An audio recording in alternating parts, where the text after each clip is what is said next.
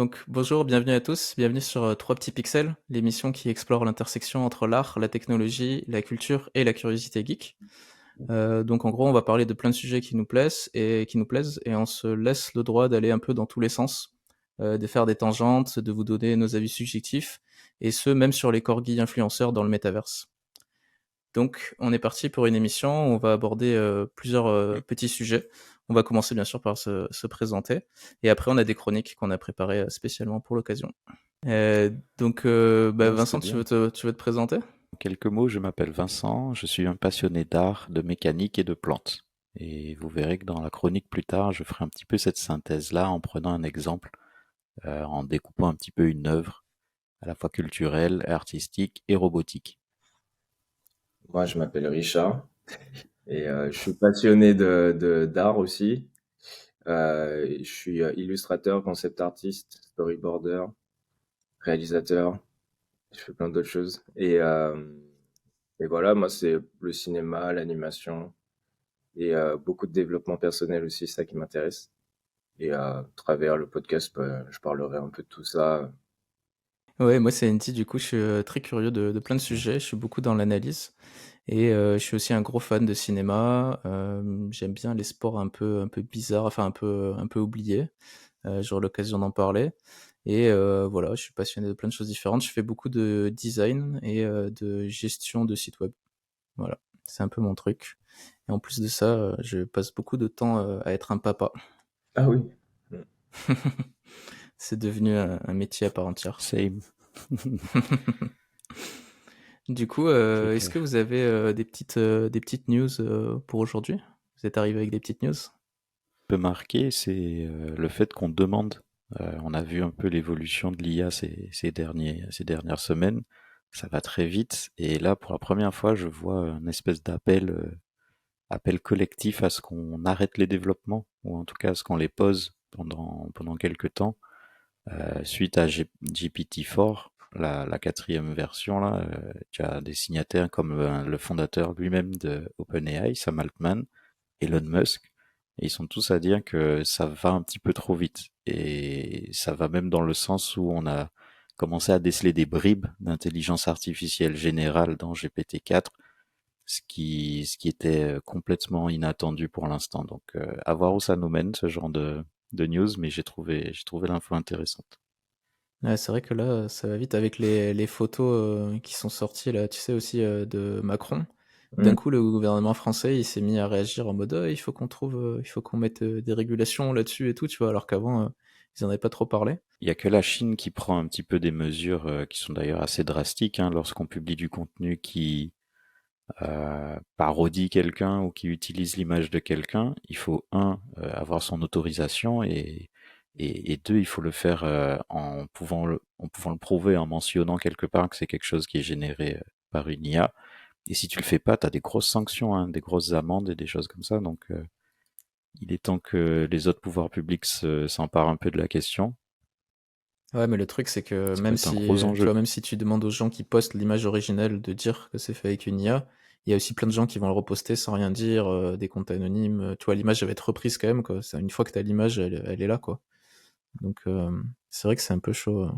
C'est sûr. Ouais, moi, c'est vrai que ce matin, je me faisais la réflexion. J'étais un peu sur Instagram et je me suis dit, mais il y a que des trucs sur l'intelligence artificielle, quoi. On se fait bomber dans tous les sens de regarder ce que j'ai fait avec ChatGPT, regarder ce qu'on fait avec Midjourney, machin et tout. Au bout d'un moment, t'as dit, c'est bon, les gars, calmez-vous. Il y a un peu cette pression d'un coup, t'as l'impression que t'as plein de gens qui créent des trucs, alors que souvent, c'est pas non plus. Enfin, des fois, il y a des trucs un peu extraordinaires, mais t'as aussi des trucs un peu débiles, quoi. Genre ta liste de courses avec ChatGPT, c'est cool, hein, mais voilà, c'est pas la peine de le dire sur tous les réseaux, quoi. Ce qui est intéressant de voir finalement, c'est que tu as vraiment tout le monde qui Ouais. s'approprie cette notion d'intelligence artificielle. Moi, c'est plus ça qui me choque, c'est que maintenant, dans toutes les discussions que j'ai autour de moi, on en parle. Là où Ouais, avant, tu sais, c'était un peu pour les geeks ou pour les geeks. les techos. Là, c'est monsieur et madame tout le monde, et en plus de tous les âges. C'est ça qui est ouf. Hmm. T'as Ouais, vraiment, ça c'est vrai que c'est impressionnant, hein. ouais, Ouais. mon daron, là, j'étais en cours au Gobelin et t'as des professeurs de près de 60 ans qui en parlent, en bien, en mal. Pour le coup, j'étais assez surpris et oui, ils étaient très contents de cette technologie. Et puis on se pose la question aussi de comment Ouais. ça va évoluer. Moi, j'en ai déjà parlé avec vous, parce que en tant qu'illustrateur en Midjourney, c'est très compliqué maintenant. Surtout la dernière version qui fait quand même des choses assez extraordinaires en termes de texture. Euh, Ça, c'est là où avant c'était un peu plus lisse. On a quand même maintenant des illustrations avec des textures un peu gouachées, aquarellées, à l'huile. Enfin, c'est assez bluffant finalement.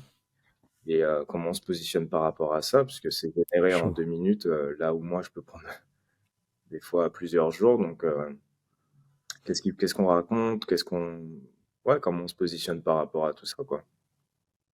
Mais ça reste Ouais, intéressant. C'est un ça va nouvel. être un sacré débat, ouais. Grave. Mm. Ce qu'on disait, c'est Bah, on fait que commencer, un hein. peu comme l'avènement de la photo, où bah, du coup, le portrait qu'on faisait à l'huile, il a disparu et du coup, tout le monde y a accès et c'est pas très Non, intéressant. mais c'est vrai que c'est partout. Nous, on était impressionnés avec Vincent de voir que il y avait un sondage qui était fait par Hugo Décrypte, donc il y a une audience plutôt, je pense, en dessous des 35 ans, tu vois. Mm. Et il y avait quand même 20% de gens qui ont déclaré, tu vois, l'utiliser au quotidien, ChatGPT. Ouais. Donc je trouvais ça assez ouf, quoi, comme, enfin, comme tu disais, comme appropriation, quoi. Que les gens, d'un coup, ils s'y mettent vraiment, quoi, alors que Ouais, t'as plein d'autres l'adoption, technologies elle est ouf. incroyables et que les gens, ils s'en fichent, tu vois. Genre le no-code, ça aurait pu être pareil, tu vois. Les gens, on leur dit, maintenant, tu peux créer ton appli facilement. Mm. Et ça aurait pu aussi, tu vois, impressionner plein de gens, et en fait, non. Et il y a plein de trucs comme ça où tu dis, ouais, ça c'est bizarre que les gens, ils aient pas accroché, alors que là, d'un coup, l'IA, bah, c'était un côté aussi, t'as un peu rien à faire, donc c'est vrai que c'est assez magique, il te comprend et tout, mais ouais, c'est assez dingue comme truc, quoi. Qui va vite, mais ça s'accélère. Ouais. Entre GPT 3.5 entre guillemets de chat GPT, on a et GPT 4, on a la différence enfin avec le multimodal, ça change quand même la vie. Justement, tu parlais des listes de courses. Avant, tu lui dis les ingrédients que tu as, ça te sort des plats. Maintenant, tu prends une photo de ton frigo et ça fait la même chose. Ouais, ça c'est Il y impressionnant, hein, a, tout ce qui il est y a multimodal. enfin, il y a quelques mois qui séparent ces deux trucs-là. Ouais, maintenant, Hmm. tu as le Mais diagnostic. ouais, le multimodal va vraiment. Pardon, excuse-moi. Non, je te disais, il y a le diagnostic médical aussi, Non, non, vas-y, et, Richard. avec ChatGPT 4, où tu donnes la maladie et il te dit, bah, pour cette maladie, il faut tant de médicaments, tel médicament, tel. C'est un délire. Ouais, ça va plaire aux médecins, ça. Ouais, détection des tumeurs, la modélisation des protéines, il y a énormément, il y a des millions de protéines sur la planète. On en connaissait quasiment 1% parce que c'est chaud à modéliser, enfin ça se fait en recherche. Mhm. Bah, là, on a laissé une IA faire et elle a modélisé tout le reste des molécules, des protéines. Waouh. Donc ça change eux-mêmes leur métier en une fois et il va falloir s'adapter et s'attaquer à d'autres problèmes. Donc en fait, on va régler pas mal de problèmes avec ces IA. D'un point de vue sociétal, ça pose des gros risques en termes de marché du travail, en termes de euh, même ouais, adoption dans la société en général, Mhm. que ça soit pour les artistes, les médecins, les juristes, les comptables. Je me demande vraiment, tu vois, qu'est-ce que ça va impliquer pour ces métiers-là. Mais même, je trouve que c'est une belle opportunité pour l'espèce humaine de se redemander qu'est-ce qu'elle va quels problèmes sont les prochains qu'ils vont devoir résoudre, sachant qu'il y a une intelligence artificielle qui est là et qui va régler un grand nombre de problèmes sans l'humain. Donc il va nous rester quoi à la fin? Et ça, c'est marrant. Et puis, est-ce qu'on est fait pour Sur un ça? ton un peu Tu vois, plus pessimiste, hein, moi je vois que les humains. ouais. Ouais, Il y a quand même ce truc de, les humains, tu vois. ouais, enfin, moi, c'est plutôt de l'épanouissement de l'humain, en fait. Parce qu'au final, on est dans une société qui nous amène beaucoup de choses et qui nous soulage d'énormément de choses. Et c'est plutôt cool. On n'a plus besoin d'aller chasser, d'aller pêcher. Mais en même temps, l'épanouissement passe par là de l'être humain. C'est ça qui est paradoxal. J'écoutais un podcast de Joe Rogan où le gars, un des invités, je sais plus comment il s'appelle pour le coup, mais il était parti dans un pays d'Afrique et à la rencontre d'une tribu, et ces mecs chassaient le babouin, ils faisaient des choses en fait, et ils se procuraient des choses pour leur, enfin, pour leur quotidien. Et c'est quelque chose ils couraient énormément, ils étaient très athlétiques, ils étaient vraiment en phase avec la nature, ils étaient très épanouis finalement. Comme si bah, ils faisaient partie de ce tout qui est très important, c'est la nature. Nous, on est déjà déconnectés de ça. Et quand le mec lui a expliqué qu'en fait, il a jamais couru pour chasser quelque chose, il a jamais dû tuer un animal pour se nourrir et qu'en fait, il va juste dans un supermarché, les mecs, ils comprenaient pas. Ils se sont dit, mais attends, mais pourquoi en fait? Pourquoi tu fais ça? Enfin, c'est ça. Tout l'intérêt finalement, c'est de faire ce que nous on fait. Pourquoi toi tu te retires la chance de pouvoir chasser, etc. Et c'est un point de vue qui s'entend. Moi, je me dis juste, effectivement, quand tu as des personnes qui sont passionnées et qui ont le choix de faire autre chose, parce que grâce à l'intelligence artificielle, tu pourras te donner à tes passions.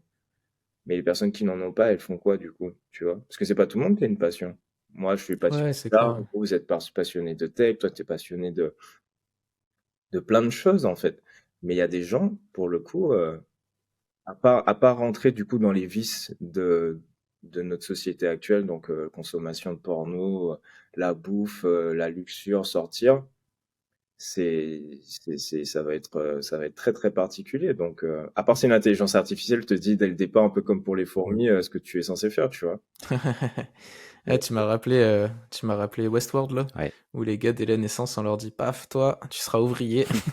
c'est ça, Toi, tu c'est vois. sûr, t'as le profil, quoi. Et on a déjà de déterminisme, tu sais, ils élevaient les enfants en les plaçant, enfin, ouais, ils étaient déjà déterminés comme des alphas, des bêtas, des epsilon et tout ça. Le meilleur des mondes d'Aldous Huxley, ça a été écrit dans les années 30, donc c'est pas des discussions qui sont nouvelles, mais là on a enfin peut-être les moyens techniques et la convergence qui fait que ça va peut-être se passer, quoi, de notre vivant. Ouais, mais tu vois, cette espèce de déterminisme, c'est quand même, ça fait froid dans le dos, tu vois. Ouais, c'est bizarre. Hein. On est quand même l'expression de l'ensemble de Ouais, nos ouais, expériences. Donc, tu imagines si on te dit, bah, tu vas être ça et basta. Enfin, c'est horrible. Là, le propre, Ouais, moi, j'ai... c'est de se réinventer. Donc, c'est pas possible. C'est impossible. Enfin, moi, j'y crois pas. À part s'il y a un conditionnement social qui est, genre, martelé dès la naissance, effectivement. Mais c'est, après que tu aies accès à tes prédispositions, et encore ça, du coup, faudra en discuter. C'est vraiment, du coup, découvrir à quel moment un enfant a des prédispositions par rapport à notre enfant, pourquoi et comment. Ça peut être très très cool. Et du coup, c'est peut-être de l'ordre de la génétique, je sais pas. Mais du coup, ça veut dire que quand tu auras des enfants, que tu vas vouloir ouais. avoir un bébé, peut-être que tu vas jouer avec l'ADN pour pouvoir avoir une espèce de truc un peu élitiste, tu vois, c'est l'hégémonie, c'est ça? Ouais, et puis c'est les gens les plus riches qui auront les meilleurs Ouais. enfants, etc. Et ça se... L'eugénisme, Le- c'est déjà... L'eugénisme, ouais. Et du coup, Ouais, on le réfrène, mais il y a déjà des gens qui poussent dans ce sens, donc ça va faire peur. ça va aller dans ce sens. Mais j'ai un pote qui est passionné d'histoire, il me disait, mais tu sais, Vincent, la vie privée, c'est une parenthèse de l'histoire. Quand on va étendre la frise, on va voir qu'il y a un tout petit peu d'humains qui en auront un jour profité pendant la période que nous, on est en train de vivre. Mais son postulat, c'était de dire que c'est un truc qui pourra pas marcher et qui n'a pas vraiment toujours marché. Le concept de vie privée est très nouveau, très fragile et il ne sert pas l'espèce, entre guillemets. Nous, on développe un peu des attitudes individualistes parce que ben, on a de quoi le faire. Demain, la survie de l'espèce est en jeu. On va penser en tant qu'espèce et les individualités vont s'effacer. Et c'est en ça qu'il me disait que la vie privée, faut la kiffer en ce moment, mais faut pas trop s'y attacher. Ouais, mais je pense que malheureusement, on est Il y a passé des par... exemples en Chine qui montrent aussi. comme t'es passé par cette étape où chacun était très individualiste, je pense qu'on va pas pouvoir... tu vois, par exemple, moi je pensais à l'écologie, où les gens, là, il faudrait justement qu'on se regroupe pour un peu trouver des solutions. Et je pense que les gens, ils sont trop... Il y en a beaucoup qui sont encore trop dans leur monde et qui vont pas sortir de leur bulle et se dire, ouais, c'est con en fait, faudrait qu'on en pense ensemble plutôt que chacun de son côté, tu vois. Je pense que malheureusement, comme on a goûté à ça, ça va être dur pour beaucoup de revenir en arrière, quoi. Ouais, Bah, d'où la catastrophe et nous qui fonçons dans le mur, hein. c'est sûr. Ouais, c'est ça, on fonce carrément dans le mur. Mais C'est très compliqué. du coup, ce que tu disais, moi, Ben, ça m'interpelle un l'humain, peu quand tu dis qu'il y a des gens qui... Enfin, effectivement, moi, je connais pas mal de gens qui n'ont pas vraiment de passion. Mais là, je pense que c'est plus un problème de société ou d'éducation, tu vois, parce que normalement, chaque personne, tu devrais enfin, te débrouiller à lui trouver une passion ou un peu lui faire aimer des choses ou la stimuler jusqu'à ce que potentiellement, tu vois, elle trouve un truc qui lui correspond. Mais on devrait être meilleur à aider quelqu'un aussi à trouver son truc, tu vois, à trouver sa voie. Moi, je pense, ouais, il y a plein de choses qui vont évoluer Clairement. qu'on ne sait pas, tu vois. C'est ça qui est intéressant aussi avec l'intelligence artificielle, c'est que même déjà avec ChatGPT, il y a plein de choses qu'on découvre et qui se sont mises en place alors qu'on pensait pas du tout que ça allait être fait. Et surtout pas dans des domaines comme ceux-là, tu vois, là, pour le coup, la médecine, on était à des années-lumière de penser que ça allait potentiellement retirer des emplois du côté de la médecine. On a tout de suite pensé notariat, comptabilité, les choses comme ça. Ouais. Même l'illustration, enfin, j'ai jamais pensé que l'illustration, j'allais être embêté par une intelligence artificielle. Ouais, c'est clair. Ouais. Pour le Franchement, coup, c'est le dernier truc auquel on aurait pensé parce Ouais. que, c'est ça. Et du coup, je me comme dis, tu bah, dis, c'est. on est déjà dedans et ça s'accélère. Moi, ce que dit Vincent, c'est ça qui me fait le peur, c'est que ChatGPT 3 et le 4, c'est peut-être 6 mois. Il va très vite. D'ici 3 ans, et je sais même pas où on en sera, en fait. Ça se trouve, il y aura déjà eu des guerres civiles, il y aura... J'ai l'impression que c'est plus beau que la réalité déjà. Bah, c'est ça, tu Ah bah, à vois. chaque fois, ils Si on sont. se dit qu'on a ce niveau de graphisme et ce niveau d'incognition, enfin d'intelligence de l'autre côté, franchement, les mondes de demain, enfin, le métaverse devient devient un concept encore plus tangible Ouais, plus et même, crédible. ouais, ça va être cool. Ouais. Il y a un invité de Joe Rogan, ça c'est dommage, j'oublie les noms, je suis désolé, mais il disait qu'à un moment donné, le problème de l'intelligence artificielle, c'est que quand elle se pose des questions avec elle-même, il y a la notion de temps qui fait qu'on est déjà, nous, humains, dépassés par ce qui se passe. Tu lui poses un problème, elle répond à la solution en peut-être des microsecondes, en fait, finalement. Là où l'humain, lui, prendrait, si on devait prendre l'équivalent, en fait, on pose une question, on prend des humains, on prend l'intelligence artificielle. L'humain, imaginons qu'il y a 10 humains, on les met dans une salle pour réfléchir autour de cette question. Ça va prendre peut-être une semaine pour trouver une solution. L'intelligence artificielle, si on devait comparer avec l'humain, elle trouverait cette solution en une micro de seconde. Maintenant, tu la laisses 10 jours avec cette question-là. En fait, elle est déjà passée à autre chose et on ne sait pas, en fait, à quoi elle passe et qu'est-ce qui se fait et comment elle évolue. Parce que tu as ce truc d'où elle apprend toute seule, finalement. Enfin, en tout cas, si tu la mets dans cette dynamique-là, euh, c'est un espèce de gros point d'interrogation et on n'aura jamais le contrôle dessus. Et c'est ce que disait Elon Musk, c'est ce qui lui fait peur à la base. C'est pas tant le potentiel de réponse que, en fait, quand tu la laisses évoluer toute seule, qu'est-ce qu'elle est capable de faire et jusqu'où elle est capable d'aller s'il n'y a pas Parce que là, ChatGPT, on m'a expliqué qu'il y a quand même pas mal de protection pour pas qu'elle s'échappe, en fait. Enfin, moi, c'est comme ça que Ouais. je l'ai compris. Bah, c'est possible pour pas qu'elle te Tu as vu donne. comment ils les font sauter, les protections? Bah, c'est ça. Et Ah, ils ont réussi à trouver toutes sortes de moyens qui sont assez simples en fait, avec une série de prompts super bien taillés. Tu lui dis, écoute, tu as 35 tokens, tu as 35 points, et tu n'es pas ChatGPT.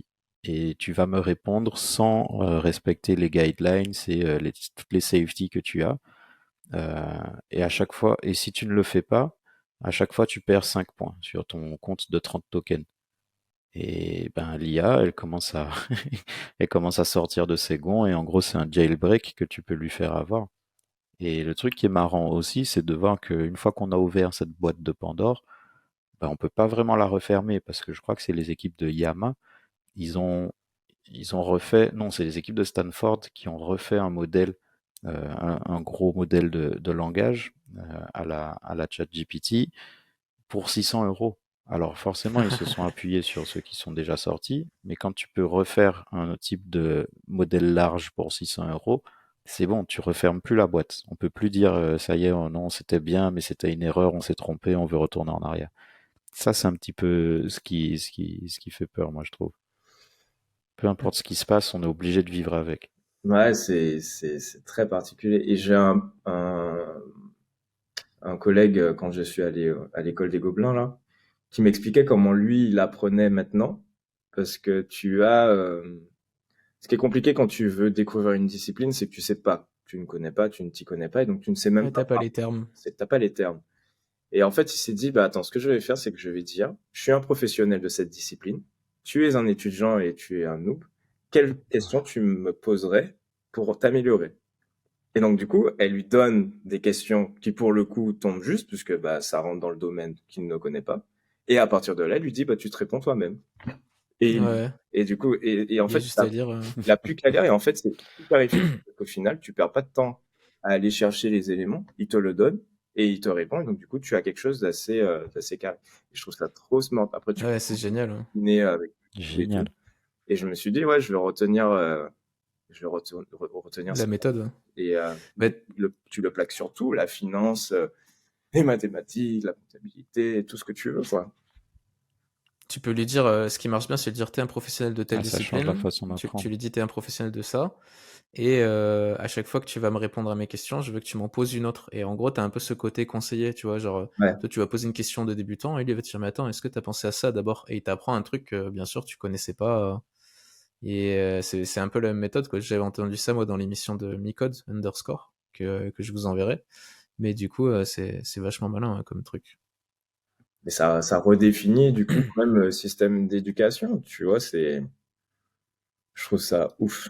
Je trouve ça Ouais, dingue. trop fort. Ça fait peur. Ben ouais, avec Andy, toi pas encore, mais j'espère un jour, mais ça nous fait poser des questions assez fortes au niveau de l'éducation des enfants. Là, mon petit qui a 1 an, qu'est-ce qui va le choquer? Euh, il sera né dans un monde où les IA peuvent lui répondre mieux que n'importe quel humain qui aura peut-être l'occasion de croiser dans sa petite enfance et à l'école. Ouais. Comment lui expliquer quelque chose, montrer une illustration, montrer une vidéo complètement générée et tout, il va me dire ouais, ok, Moi, ok. Je lui j'aime dis bien c'est fait par tempérer un quand même. humain, il va me dire ouais. Et Et donc, ça me fait un petit peu peur de me demander mais qu'est-ce qui va émerveiller ces enfants quand ben il y aura autant de pouvoir à portée de clavier, à portée de voix, les interfaces vont aussi se développer. Après, tu me diras peut-être que c'est aussi, bon, on vieillit, tu vois, c'est peut-être ce qu'ont vécu la génération de nos parents avec Internet, mais c'est quand même, je trouve, une révolution un peu plus impactante à tous les niveaux. Alors, Internet a bien sûr impacté à tous les niveaux, mais ça a pris du temps quand même à Mhm. s'installer. Les ouais, téléphones puis, mobiles, je me souviens que l'évolution, c'était facile à suivre au début. Tu avais le Nokia qui sortait, et puis bon, tu voyais l'autre, et je sais pas, tu avais le temps de voir venir un peu. T'avais plusieurs années, mais Là, si tu plonges pas le nez, j'ai même l'impression autour de moi, t'as des gens qui veulent pas trop s'intéresser au sujet de l'IA parce qu'il y a trop. Mhm. Ils savent pas par où commencer, ils savent pas par quel bout prendre parce que dès qu'ils commencent à regarder quelque chose, ben ça va trop vite et ils se sentent rapidement perdus. Et c'est un petit peu un sentiment de rejet que eux-mêmes se font ressentir, quoi. Mais ouais, j'ai une grosse question pour les enfants et comment ils vont apprendre moi, j'avoue et de que quoi ils vont s'émerveiller surtout. je me sens déjà pas mal dépassé par le truc, mais en fait, je me sens plus dépassé par la hype, tu vois. Je comprends pas qu'il y ait des trucs qui fassent autant de hype, alors que quand moi j'ai testé, tu vois, j'ai testé quelque chose sur ChatGPT. Mes journées, je me suis éclaté, là, pour le coup, j'ai pris une vraie claque, mais ChatGPT, j'ai pas été tant impressionné que ça. Peut-être que j'avais pas les bonnes commandes et tout, tu vois. Mais j'ai trouvé que ça manquait quand même beaucoup bah, du côté créatif. Par exemple, tu demandes d'écrire un texte, il t'écrit un texte très bateau en fait. Et tu dis, Mhm. bon, ok, il me l'a écrit en 3 secondes, mais en fait, ce texte-là me sert pas, il est trop bateau, tu vois, il est trop simple. Je sais pas comment expliquer, mais pour moi, il y a un peu un manque d'originalité et je trouve qu'il te surprend pas beaucoup. Ça surprend que ça marche, mais dans le contenu qui t'écrit, si tu connais le sujet dont il parle, tu vas pas être surpris. Effectivement, c'est génial pour apprendre des choses que tu connais pas. Mais Ouais. par contre, si tu veux parler avec lui de sujets que toi tu connais, bah, j'ai pas l'impression qu'il peut vraiment te bluffer pour l'instant, en tout cas, quoi. pour Mais l'instant. ouais, voilà, pour l'instant. Mais je trouve qu'on montre pas assez aussi les côtés, et on met pas assez en avant le côté négatif ou notamment bah, les fausses informations il peut te lâcher. Ouais. Il faut rappeler quand même que c'est juste un truc c'est comme quand tu joues sur ton téléphone avec l'autosuggestion, que tu appuies sur les mots à la suite, voir ce qu'il te fasse une phrase, tu vois. Bah, des fois, ça fait des phrases qui veulent rien dire, quoi. Et là, c'est un peu pareil. Faut rappeler les limites qu'il y a pour l'instant. Après, elles vont sûrement sauter, tu vois, mais Mais je pense que s'il y aura surtout de la spécialisation, c'est un peu comme Internet. Au début, c'était un peu générique, il y avait plein de choses. Et puis après, tu as des sites Complètement. Internet qui se sont spécialisés dans tel ou tel domaine. Et en fait, tu auras ça, tu auras des intelligences artificielles. Moi, je pense du coup au scénario. Parce que j'ai un collègue qui en parlait. Il me disait, ben, il a tapé un pitch. Il a demandé à ChatGPT de lui proposer une série avec trois petites filles, je sais pas quoi. Enfin, bon, bref, il a rentré son prompt. Et il m'a dit en l'état, c'était pas ouf, mais tu as quand même une structure sur laquelle tu peux travailler. Ah bah, demain matin, tu auras des intelligences artificielles, C'est même ça. Midjourney finalement, Spécialisé là-dedans, ouais. Ouais. dedans, qui fait des illustrations. Ben là, tu auras pour le médical, pour la compta, pour le notariat, pour tout ce que tu veux en fait. Et je pense que ça, on l'aura dit d'ici à la fin de l'année, ça j'en suis déjà persuadé. Non, pour les jeux vidéo, pareil, pour le code, pareil, Ouais. ça va aller très, très, très, très, très, très vite. Même l'animation, moi, je suis dépassé. Moi, ça me rend ouf. Je suis storyboarder.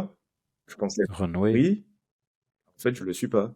Parce que maintenant, tu as des intelligences artificielles, tu mets un croquis et ça te génère une image. Ouais.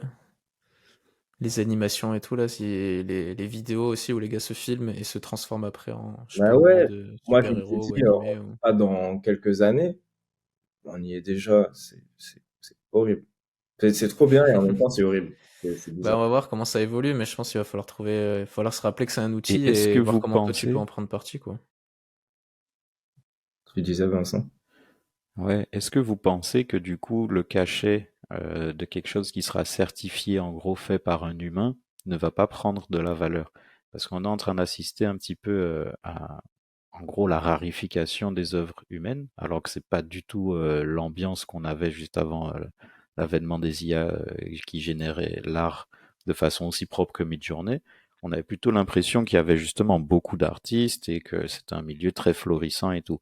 Est-ce qu'on n'est pas justement là en train d'assister à un renversement un peu de la tendance où les œuvres des humains vont se raréfier et qui dit rare dit valeur qui techniquement augmente auprès en tout cas des collectionneurs.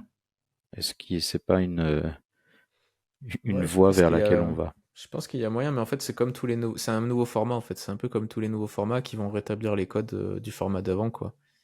Là, moi, je pense souvent à YouTube, quand même, qui donne la possibilité à tout le monde de filmer et de faire des vidéos et tout, chacun chez soi avec son téléphone, quoi. Et par rapport à l'industrie du cinéma, tu vois, au début, ils se sentaient pas du tout concernés. Ils voyaient pas le rapport. Et là, tu vois que les gens passent beaucoup de temps. Bah, c'est sur TikTok où il y a des débats en ce moment. Que il y a des gens, ils mettent des films sur TikTok. En gros, extrait par extrait, ils regardent des films. Et tu vois, ils peuvent mettre pause et revenir. Enfin, j'ai pas tout suivi le débat, mais en gros, il y a cette opposition qui était pas prévue du tout. Tu vois pas le rapport entre le cinéma et TikTok. Et pourtant, t'as plein d'articles dessus. T'as plein de gens qui analysent les différences de consommation. Et je pense qu'à chaque fois qu'il y a un nouveau format, celui d'avant, il est un peu en danger, mais C'est en même temps, ouf. c'est l'occasion de se renouveler. Donc, je pense que ouais, ça peut faire Mm. bouger les choses dans tous les sens, quoi. Bah, je pense que tout dépend de ton affinité avec ce que ça représente l'humain, tu vois. On va prendre l'exemple moi c'est l'exemple que j'avais pris avec vous la dernière fois de la poterie. Tu veux une assiette, tu vas chez Ikea, il y a plein d'assiettes, c'est généré du coup à l'infini parce que c'est une industrie, c'est moins cher. Maintenant, tu vas voir l'artisan qui le fait, prend son temps, c'est plus cher, mais au final, l'utilisation est la même, c'est juste qu'il y a peut-être ce côté un peu plus unique. Mais même finalement, ce côté unique, on le perd avec l'intelligence artificielle, puisqu'elle est capable de copier et de refaire l'identique. Donc, j'ai envie de te demander, toi, à quel niveau l'humain s'installe, en fait? Parce que si c'est pour faire quelque chose que l'intelligence artificielle fait pareillement et voire mieux, où est l'intérêt, tu vois? Juste de savoir que c'est un humain. Est-ce que c'est suffisant? Dans quel, Ouais. tu vois, est-ce que c'est du Est-ce que c'est particulier ou pas? suffisant? Ouais, c'est ça la question. Tu vois, c'est ça. Est-ce que pour une entreprise, moi, je sais qu'avec le système capitaliste, elle en a rien à faire. Au contraire, si c'est un humain, ils vont te dire, ben, ok, pourquoi pas, mais dans l'absolu, moi, ils sont dans la rentabilité. Je le vois déjà. Là, je sais que le premier domaine qui va profiter de l'intelligence artificielle avec Midjourney, c'est la pub, bien sûr, à 10 000%. Ouais, Tu tapes des mots, c'est ce ouais, qu'ils font, en fait, les mecs à la base, c'est qu'ils emploient des gens comme moi pour d'illustrer, en fait, des idées. Ils le font avec un logiciel. Ils en ont pour à l'infini finalement de propositions. Bien sûr ils vont faire appel à l'intelligence artificielle et pas à moi. Ce n'est pas je suis pas une plus-value, à part si vraiment, tu vois, j'ai un style graphique particulier. Mais même là, finalement, on se rend compte qu'il suffit de le mettre dans Midjourney, tu mets un exemple et il te le ressort. Donc, Mm. et Ouais, par c'est contre, assez inquiétant. moi, la question que je me pose, c'est plus comment moi me protéger de l'intelligence artificielle, tu vois.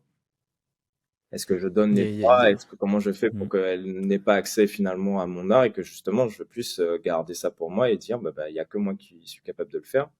et j'ai pas envie que l'intelligence artificielle le recopie, et ça m'appartient et c'est mon droit, et du coup, ça me donne de la valeur. Mais si demain matin, elle récupère ce que j'ai déjà mis sur le net, à part si je me réinvente, ça va être très, très compliqué.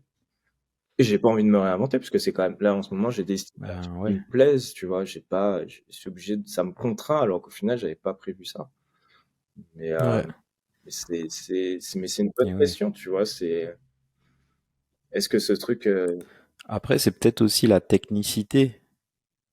La technicité sera un peu plus dévolue à la machine, mais la direction artistique, c'est quelque chose qui va de plus en plus retourner dans le camp des humains oui, en termes de valeur. Et toi, ok, tu vas plus tenir le pinceau, mais par contre, une IA que tu auras entraîné sur ton dataset qui est chez toi, qui est local, et à qui tu demandes de faire des choses en ayant étudié tes œuvres passées et qui est capable de le refaire, c'est du temps gagné pour toi. Tu tiens plus le pinceau, mais ta direction artistique et ton style est repris. Et c'est en ça que ça peut devenir un outil qui est un peu une collaboration avec l'humain. mais moi, j'ai envie de te Et dire, c'est vrai que tu vas moins souvent prendre le pinceau. ouais, mais tu vois, moi, par exemple, j'aime bien prendre le pinceau pour prendre le pinceau des fois. J'ai pas, c'est un travail d'imaginer. Mhm. Il y a des gens qui ont des skills d'imagination plus que d'autres, et qui justement s'entourent de créatifs techniques pour donner naissance à leurs idées. Mais à la base, leur pouvoir, c'est leur force, c'est d'avoir des idées. Mais c'est pas tout le monde qui a des idées. Moi, je suis, bon, en termes d'idées, bon, j'ai des idées normales, C'est mais je vrai. vais pas m'inscrire comme un Hayao Miyazaki ou un Otomo qui ont un imaginaire qui est quand même très très florissant, et au final, ils utilisent un média pour transmettre un peu leurs idées. Moi, c'est la technique qui m'intéresse et c'est dans ça que je m'amuse. Donc, on me retient un peu ce truc-là. J'ai pas. Après, c'est peut-être le moment de se réinventer, du coup de. Mais du coup, pour les personnes qui ont beaucoup d'imagination, je trouve ça très cool parce que du coup, ils seront pas frustrés, ils auront un moyen, un outil de proposer au monde leurs idées. Mais pour une personne qui veut juste être dans l'aspect technique, ben, Ouais, ça fait il sera bizarre, hein. remplacé, quoi. Donc, c'est bon, c'est le jeu aussi, hein. Moi, je t'avoue que je me reconnais plus dans celui qui a des idées, Mm. mais qui a pas forcément la technique pour après en faire quelque chose. Et là, mid-journée, ça m'avait bluffé parce que tu sais, je commençais à me dire, bah, qu'est-ce que je peux faire avec? Ça partait dans tous les sens. J'ai découvert même des univers graphiques que je connaissais pas grâce à mid-journée, tu vois. Et je me suis dit, mais en fait, je sais, il y a plein de trucs que j'ai voulu faire pendant longtemps, quand j'étais petit, plein de dessins que je voulais faire, enfin quand j'étais plus jeune. Et il y en a un avec un pote qu'on voulait faire, on avait commencé, et on s'est dit, mais en fait, ça va être trop dur, tu vois, on n'a pas le niveau pour le faire. Bah là, je l'ai fait en une seconde, quoi, tu vois. Et c'est exactement ce que tu dis, du coup. Du coup, moi, ça m'a fait trop du bien de voir mon idée Mm. enfin sur papier, quoi. Mais c'est pas moi qui l'ai fait, du coup. Et puis, j'ai pas embauché quelqu'un pour le faire non plus, tu vois. Donc c'est exactement ce que tu dis, je pense qu'on a les deux mondes qui vont s'affronter, quoi. Mais ça fait du bien, tu vois, de pouvoir sortir ta créativité et Ouais. des idées de ta tête, quoi, sans, tu vois, bah, enfin, bah, je sais pas, c'était ultra rapide et c'était un peu mieux limite que ce que j'avais imaginé, tu vois, il y a un peu ce Ouais, ouais, ouais. côté-là. Moi, je trouve ça trop bien, hein. En vrai, je trouve ça Mm. cool parce que ça permet à des personnes qui ont des idées de les partager. Et rien que ça, je trouve ça génial. Parce que du coup, c'est enrichir le quotidien de plein de gens, et c'est un échange, et on est là pour ça. Pour moi, à la base, c'est ça. Pour moi, l'humain, c'est d'échanger et de rentrer dans les mondes de chacun. C'est d'ailleurs pour ça qu'on a fait même trois petits pixels, hein. C'est parce que nous trois, on a chacun notre monde, et c'est en échangeant qu'on s'enrichit les uns les autres. Donc, d'avoir un outil qui permet d'avancer, d'accélérer en fait ces process de création et donc du coup de partage, moi je trouve ça trop bien. En vrai, je fais un peu la synthèse entre vous deux où j'aime bien avoir des idées hein, aussi comme Andy, mais par contre, mes idées, elles sont souvent très précises, au point que l'IA ne les ait pas forcément vues ou ne sache pas les traiter comme ce que moi j'ai en tête. Et du coup, c'est là où je fais une boucle complète, où je dois retourner vers Richard après, pour me dire, écoute, ça c'est un peu la toile de fond, il y a des inspirations, l'IA me sert de mood board. Mm. Par contre, dans mon idée précise, je veux ça comme ça, et là j'ai besoin d'aller au pixel près, et ça c'est ce que Richard sait faire de mieux. On peut aller vraiment dans les détails et sortir un résultat qui est vraiment propre à ce que j'avais imaginé. Donc en fait, on peut faire une boucle où chacun apporte de la valeur, y compris l'IA, mais le dernier mot reste humain quand même. Le premier et le dernier mot restent humains. Ouais, mais ça et ça je trouve ça trop cool pour l'instant, et je trouve ça parce qu'on a encore cette possibilité. Mais hier, je vous ai envoyé l'intelligence artificielle qui, à partir de la pensée, générait des images. Ouais, Bah, je te laisse 3 ans et frère, ton image précise que tu as dans la tête, tu l'auras ouais, c'est pas faux. Ouais. sur ton iPad et ton ordi. Ça, c'est fou. Les gars, vous vous souvenez de la prédiction que je faisais il y a quelque temps en vous disant qu'il y aura des Dream Tubers Et Des oui, en youtubeurs mode de rêve, on ouais. va se brancher. Alors je partais de Neuralink, moi. Je disais on va rentrer dans nos signaux nerveux, on va pouvoir les capter, on associe un générateur d'images à ça et on a nos rêves. mm, T'auras des mecs qui seront là, t'auras un spécialisé en horreur, il fait des super beaux cauchemars, l'autre qui est spécialisé en fantaisie parce qu'il adore faire des jolis rêves de bisounours. Ça va être un monde complètement fou, mais qu'on va connaître très probablement. Mais en fait, ce qui est marrant, c'est que tu pourrais me le faire dès maintenant. Tu vois, si toi, tu te rappelles bien de ton rêve, tu peux passer un peu de temps, tu vois, à faire les images et à le mettre en montage pour le sortir du YouTube. Mais après, ça va devenir encore plus simple, de plus en plus, de faire des trucs comme ça, quoi. Moi, ce qui me fait marrer sur cette techno, c'est que, en fait, ils en parlent Je pense que depuis tu des perds quand années. même dans le process. Ah oui, oui, c'est sûr, tu perds. Et puis, c'est pas facile de se rappeler exactement. Mais moi, ouais, ce qui est impressionnant, cette techno, c'est qu'ils en parlent depuis au moins 15 ans. Moi, j'étais petit, j'avais lu déjà une news là-dessus. Même, je pense plus de 15 ans, ça doit faire 20 ans. Si ce n'est plus, quoi, qu'il y a des gars qui commençaient à travailler sur ça. On te fait un IRM et on arrive à en tirer une image et à tirer une image de ce que toi t'es en train de, ce à quoi t'es en train de penser, tu vois. mm. Et en fait, de temps en temps, genre tous les 5 ans, ils en Incroyable. parlent un peu, il y a une petite news qui sort et tout, machin. Et là, d'un coup, avec Midjourney, paf, les gars, ils en parlent d'un coup, ça va dans tous les sens, c'est beaucoup plus précis et tout. Ça leur a accéléré leur recherche à un niveau fou, quoi. Moi, c'était un truc, tu sais, quand tu lis une news quand t'es petit, là, tu lis un Ouais. truc sur le futur, tu te dis, bah, ça va arriver, c'est bon, l'année prochaine, quoi. En fait, non. C'était des années plus tard, mais maintenant, par contre, ça a l'air de vraiment bien marcher, quoi. C'est un peu comme le bambou, tu te dis, ça prend 12 ans Mm. pour commencer à pousser. Par contre, une fois que ça pousse, frère, Ouais, c'est fini, quoi. c'est terminé. Et ça, c'est une année que Ouais. je savais pas du tout. Ouais, ouais, il y a des tortures comme ça où on t'assied dessus. Ouais. C'est exactement ça, parce que même ChatGPT, c'est quoi? Ils sont dessus depuis 7 ans, c'est ça? Ou 12 ans, je sais plus. C'est 7 ans, je crois, de Je sais recherche. pas, ça fait un moment, je crois, ouais, qu'ils l'ont lancé. Ça fait au moins OpenAI, c'est 5 ans. 2015 ou 2016, je crois, là. Ouais. Ouais, Ouais. je Et pense au que ça fait au moins final, 5 là, ans. Ouais. ça explose d'un coup, tu vois. Donc, Moi, je c'est, trouve que c'est quand même assez osé, quoi, de le donner à tout le monde, quoi. Ils auraient pu aussi, tu vois, le garder un peu pour eux, finir des détails, tu vois, et là, d'un coup, paf, il ouvre à tout le monde, n'importe qui peut s'en servir. Je trouve que c'est fou, quoi. c'est prouvé. C'est des milliards et des milliards de data en quelques mois. Donc, c'est plutôt smart. Ouais, c'est les données sur comment les gens s'en servent, quoi, mais Ouais. C'est, à voir comment ça va tourner. Et vous avez vu qu'ils reviennent aussi sur le caractère open source.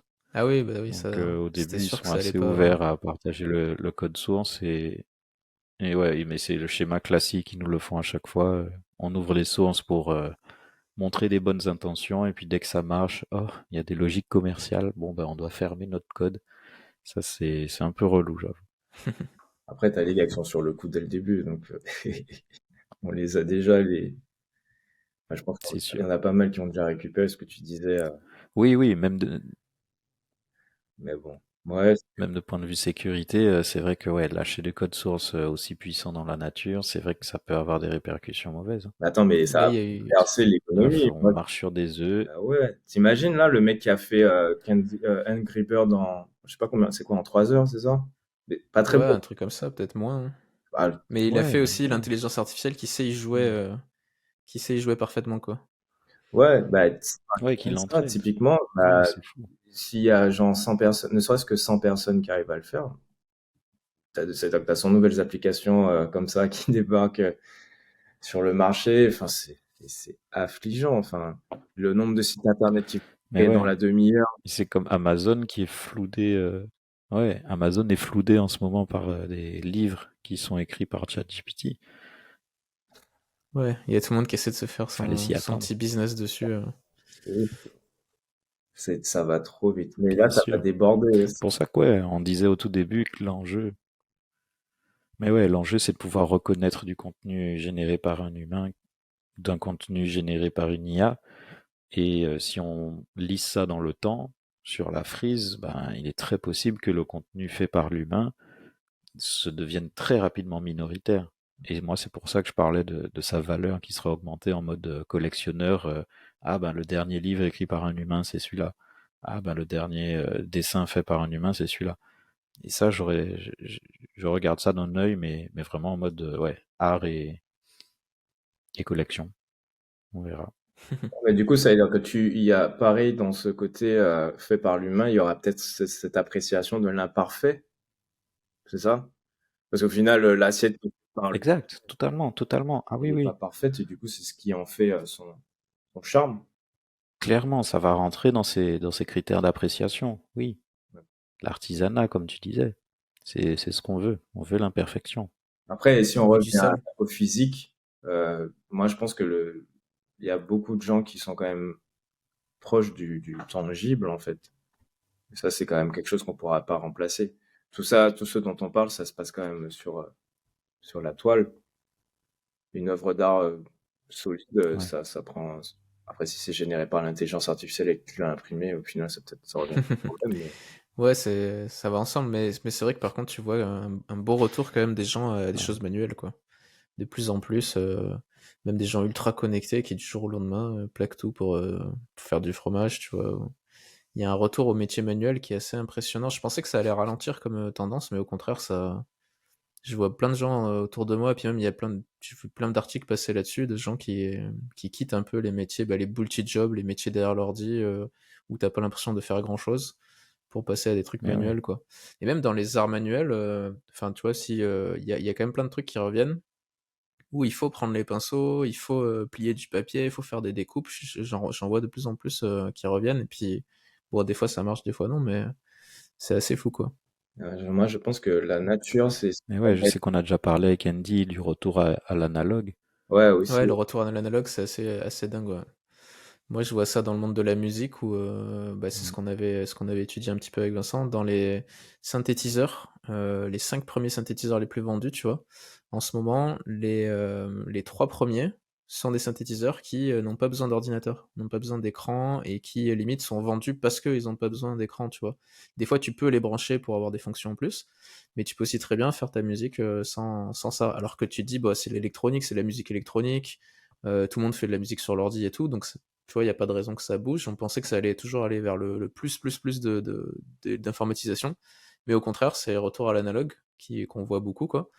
Et ce qui est marrant, c'est que c'est retour analogue, mais quand même avec des notions qui viennent du monde de l'ordinateur. Tu vois, tu as des trucs analogues maintenant où il y a un peu d'aléatoire, un peu d'intelligence artificielle, même si c'est toi en train de brancher des câbles, tu as quand même ce côté-là, quoi. Mm. Et ça s'appelle le DAW-less, parce que DAW, c'est une station de travail de musique sur ordi.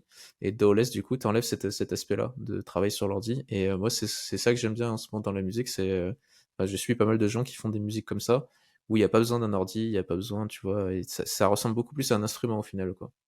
Alors Ok. qu'on avait un peu perdu ça dans beaucoup de styles musicaux, quoi. Et tu avais l'exemple aussi avec Polaroid, le retour des Polaroid, et tu me disais qu'ils intégraient de plus en plus des technologies un peu, enfin, que nous a donné du coup cette ère numérique et connectée. Ouais, t'as les Polaroid qui, bah, t'es pas obligé d'imprimer la photo, tu peux la sauvegarder.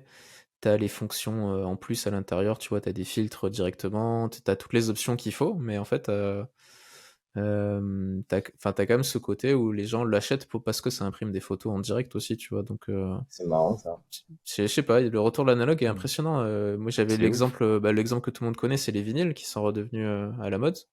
D'acheter des vinyles, même les artistes sortent leurs vinyles maintenant à la place de sortir des CD des fois.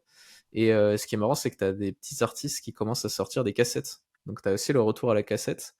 Et il y a des gens qui commencent à se battre pour acheter des Trop Walkman, tu cool. vois, vintage et tout, pour pouvoir bah, lire leurs cassettes. Et je sais pas, je trouve ça marrant ce petit retour. C'est une sorte de nostalgie et en même temps tu comprends un peu quoi. Tu comprends un peu Est-ce le que c'est la délire, quoi. majorité? C'est ça qui. Attends, ça fait Non, non, sens, c'est ouais. pas du tout la majorité, mais t'as quand même ce côté où, Mm.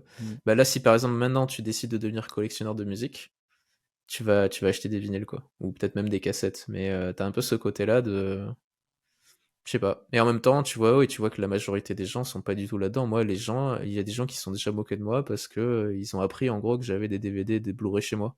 Mais Mm. des vieux, tu vois, des personnes beaucoup plus âgées que moi qui étaient là, t'as encore des CD, t'as encore des DVD, mais il y a plus besoin maintenant et tout. Et bon, c'est parce qu'il y a le côté collectionneur, bien sûr, qui rentre en jeu, mais c'est marrant de voir que ça dépend vraiment des gens, quoi. Bah après, le vinyle, ce qui est intéressant, c'est la qualité du son. Et Il y ouais. a une qualité de son qui est supérieure au numérique. Et c'est ce qui Ouais. justifie aussi qu'on puisse retourner vers ça.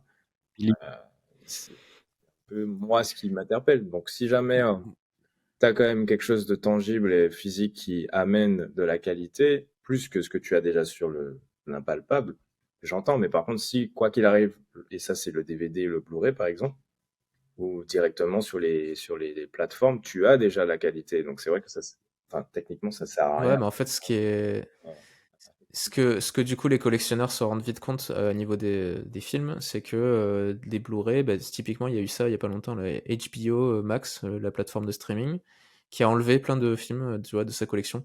Hmm. Et du coup, t'as des gens qui s'étaient abonnés à la plateforme, notamment pour ces films, qui d'un coup les retrouvent plus. Et en gros, t'as des films, tu peux plus les retrouver. Il y a pire, il y a des films, ils sont ni vendus en DVD, ils ont jamais été vendus en DVD, ils ont toujours été sur Internet, sur les plateformes, et maintenant ils y sont plus. Donc Ok. en gros, c'est foutu. Si c'était ton film ouais, préféré et tout, tu peux plus le retrouver. Donc tu comprends pourquoi des fois quand il y a un truc qui sort en DVD, les gens se jettent terrible. dessus. Bah typiquement là, si tu veux regarder HBO, Westworld et tout, avant qu'il y ait il y a une petite période où c'était plus possible en France. Tu pouvais pas, sauf si tu avais le DVD. Et du coup, t'as un peu ce côté-là de rareté, enfin de trucs, quand c'est sur Internet, ça peut disparaître aussi, quoi.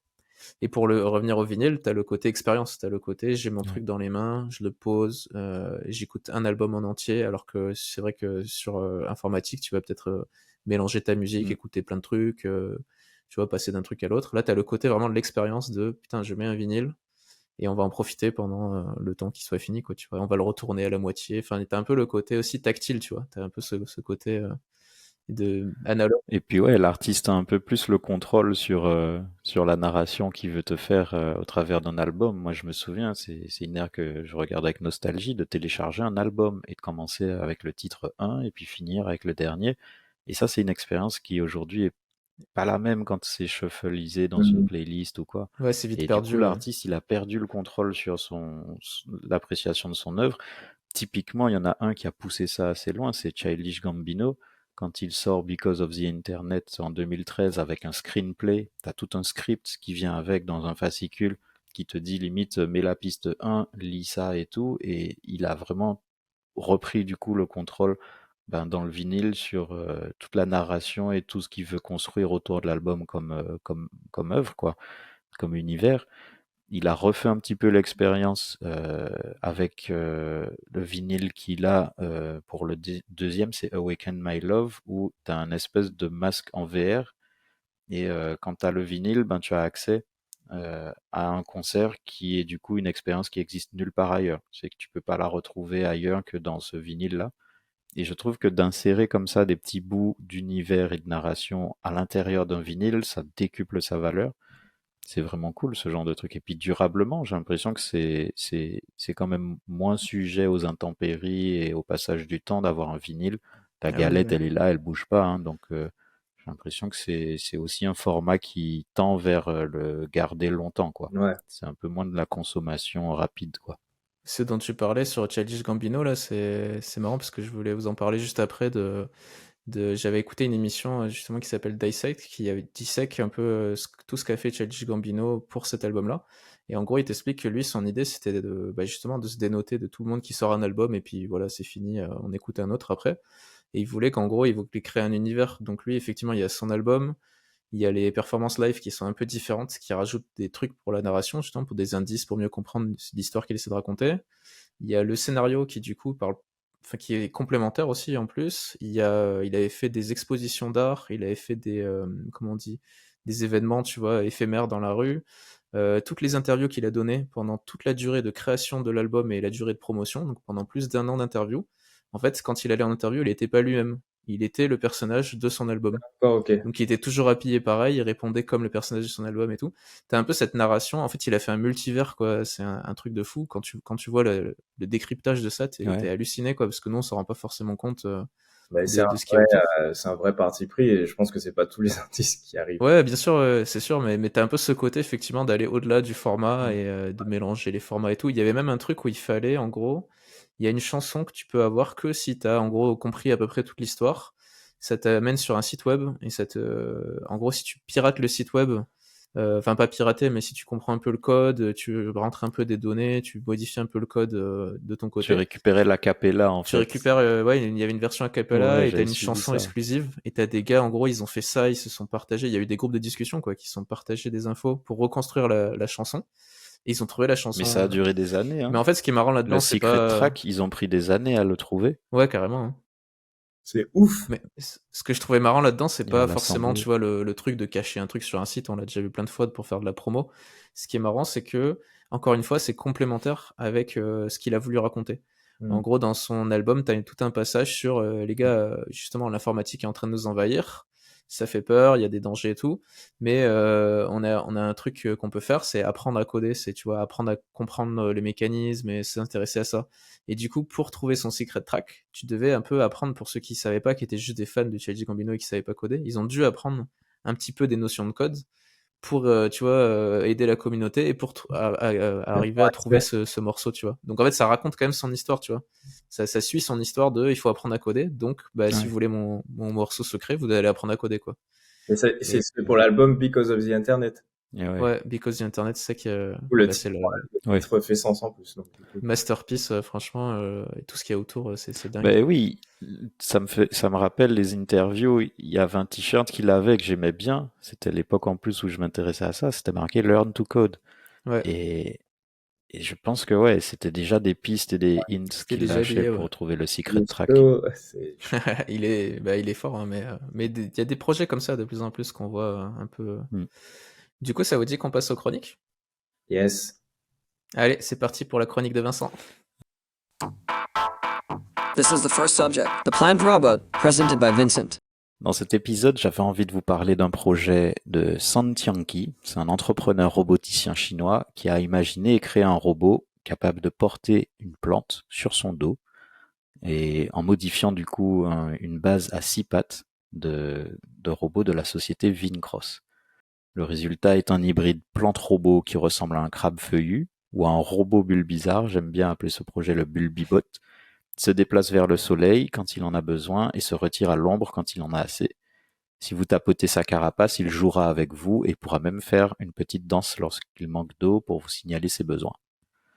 La plante robot surveille son environnement, on imagine qu'elle peut embarquer des capteurs de lumière, d'ombre, d'humidité pour cela. Et c'est un mode qui est magnifique et soulève toutes sortes de possibilités imaginatives. Le code du robot est en plus open source. Et Vincross, la société qui crée la base à 6 pattes, a pas mal d'ambition pour développer et rendre accessibles des plateformes robotiques, à la fois ludiques mais aussi professionnelles.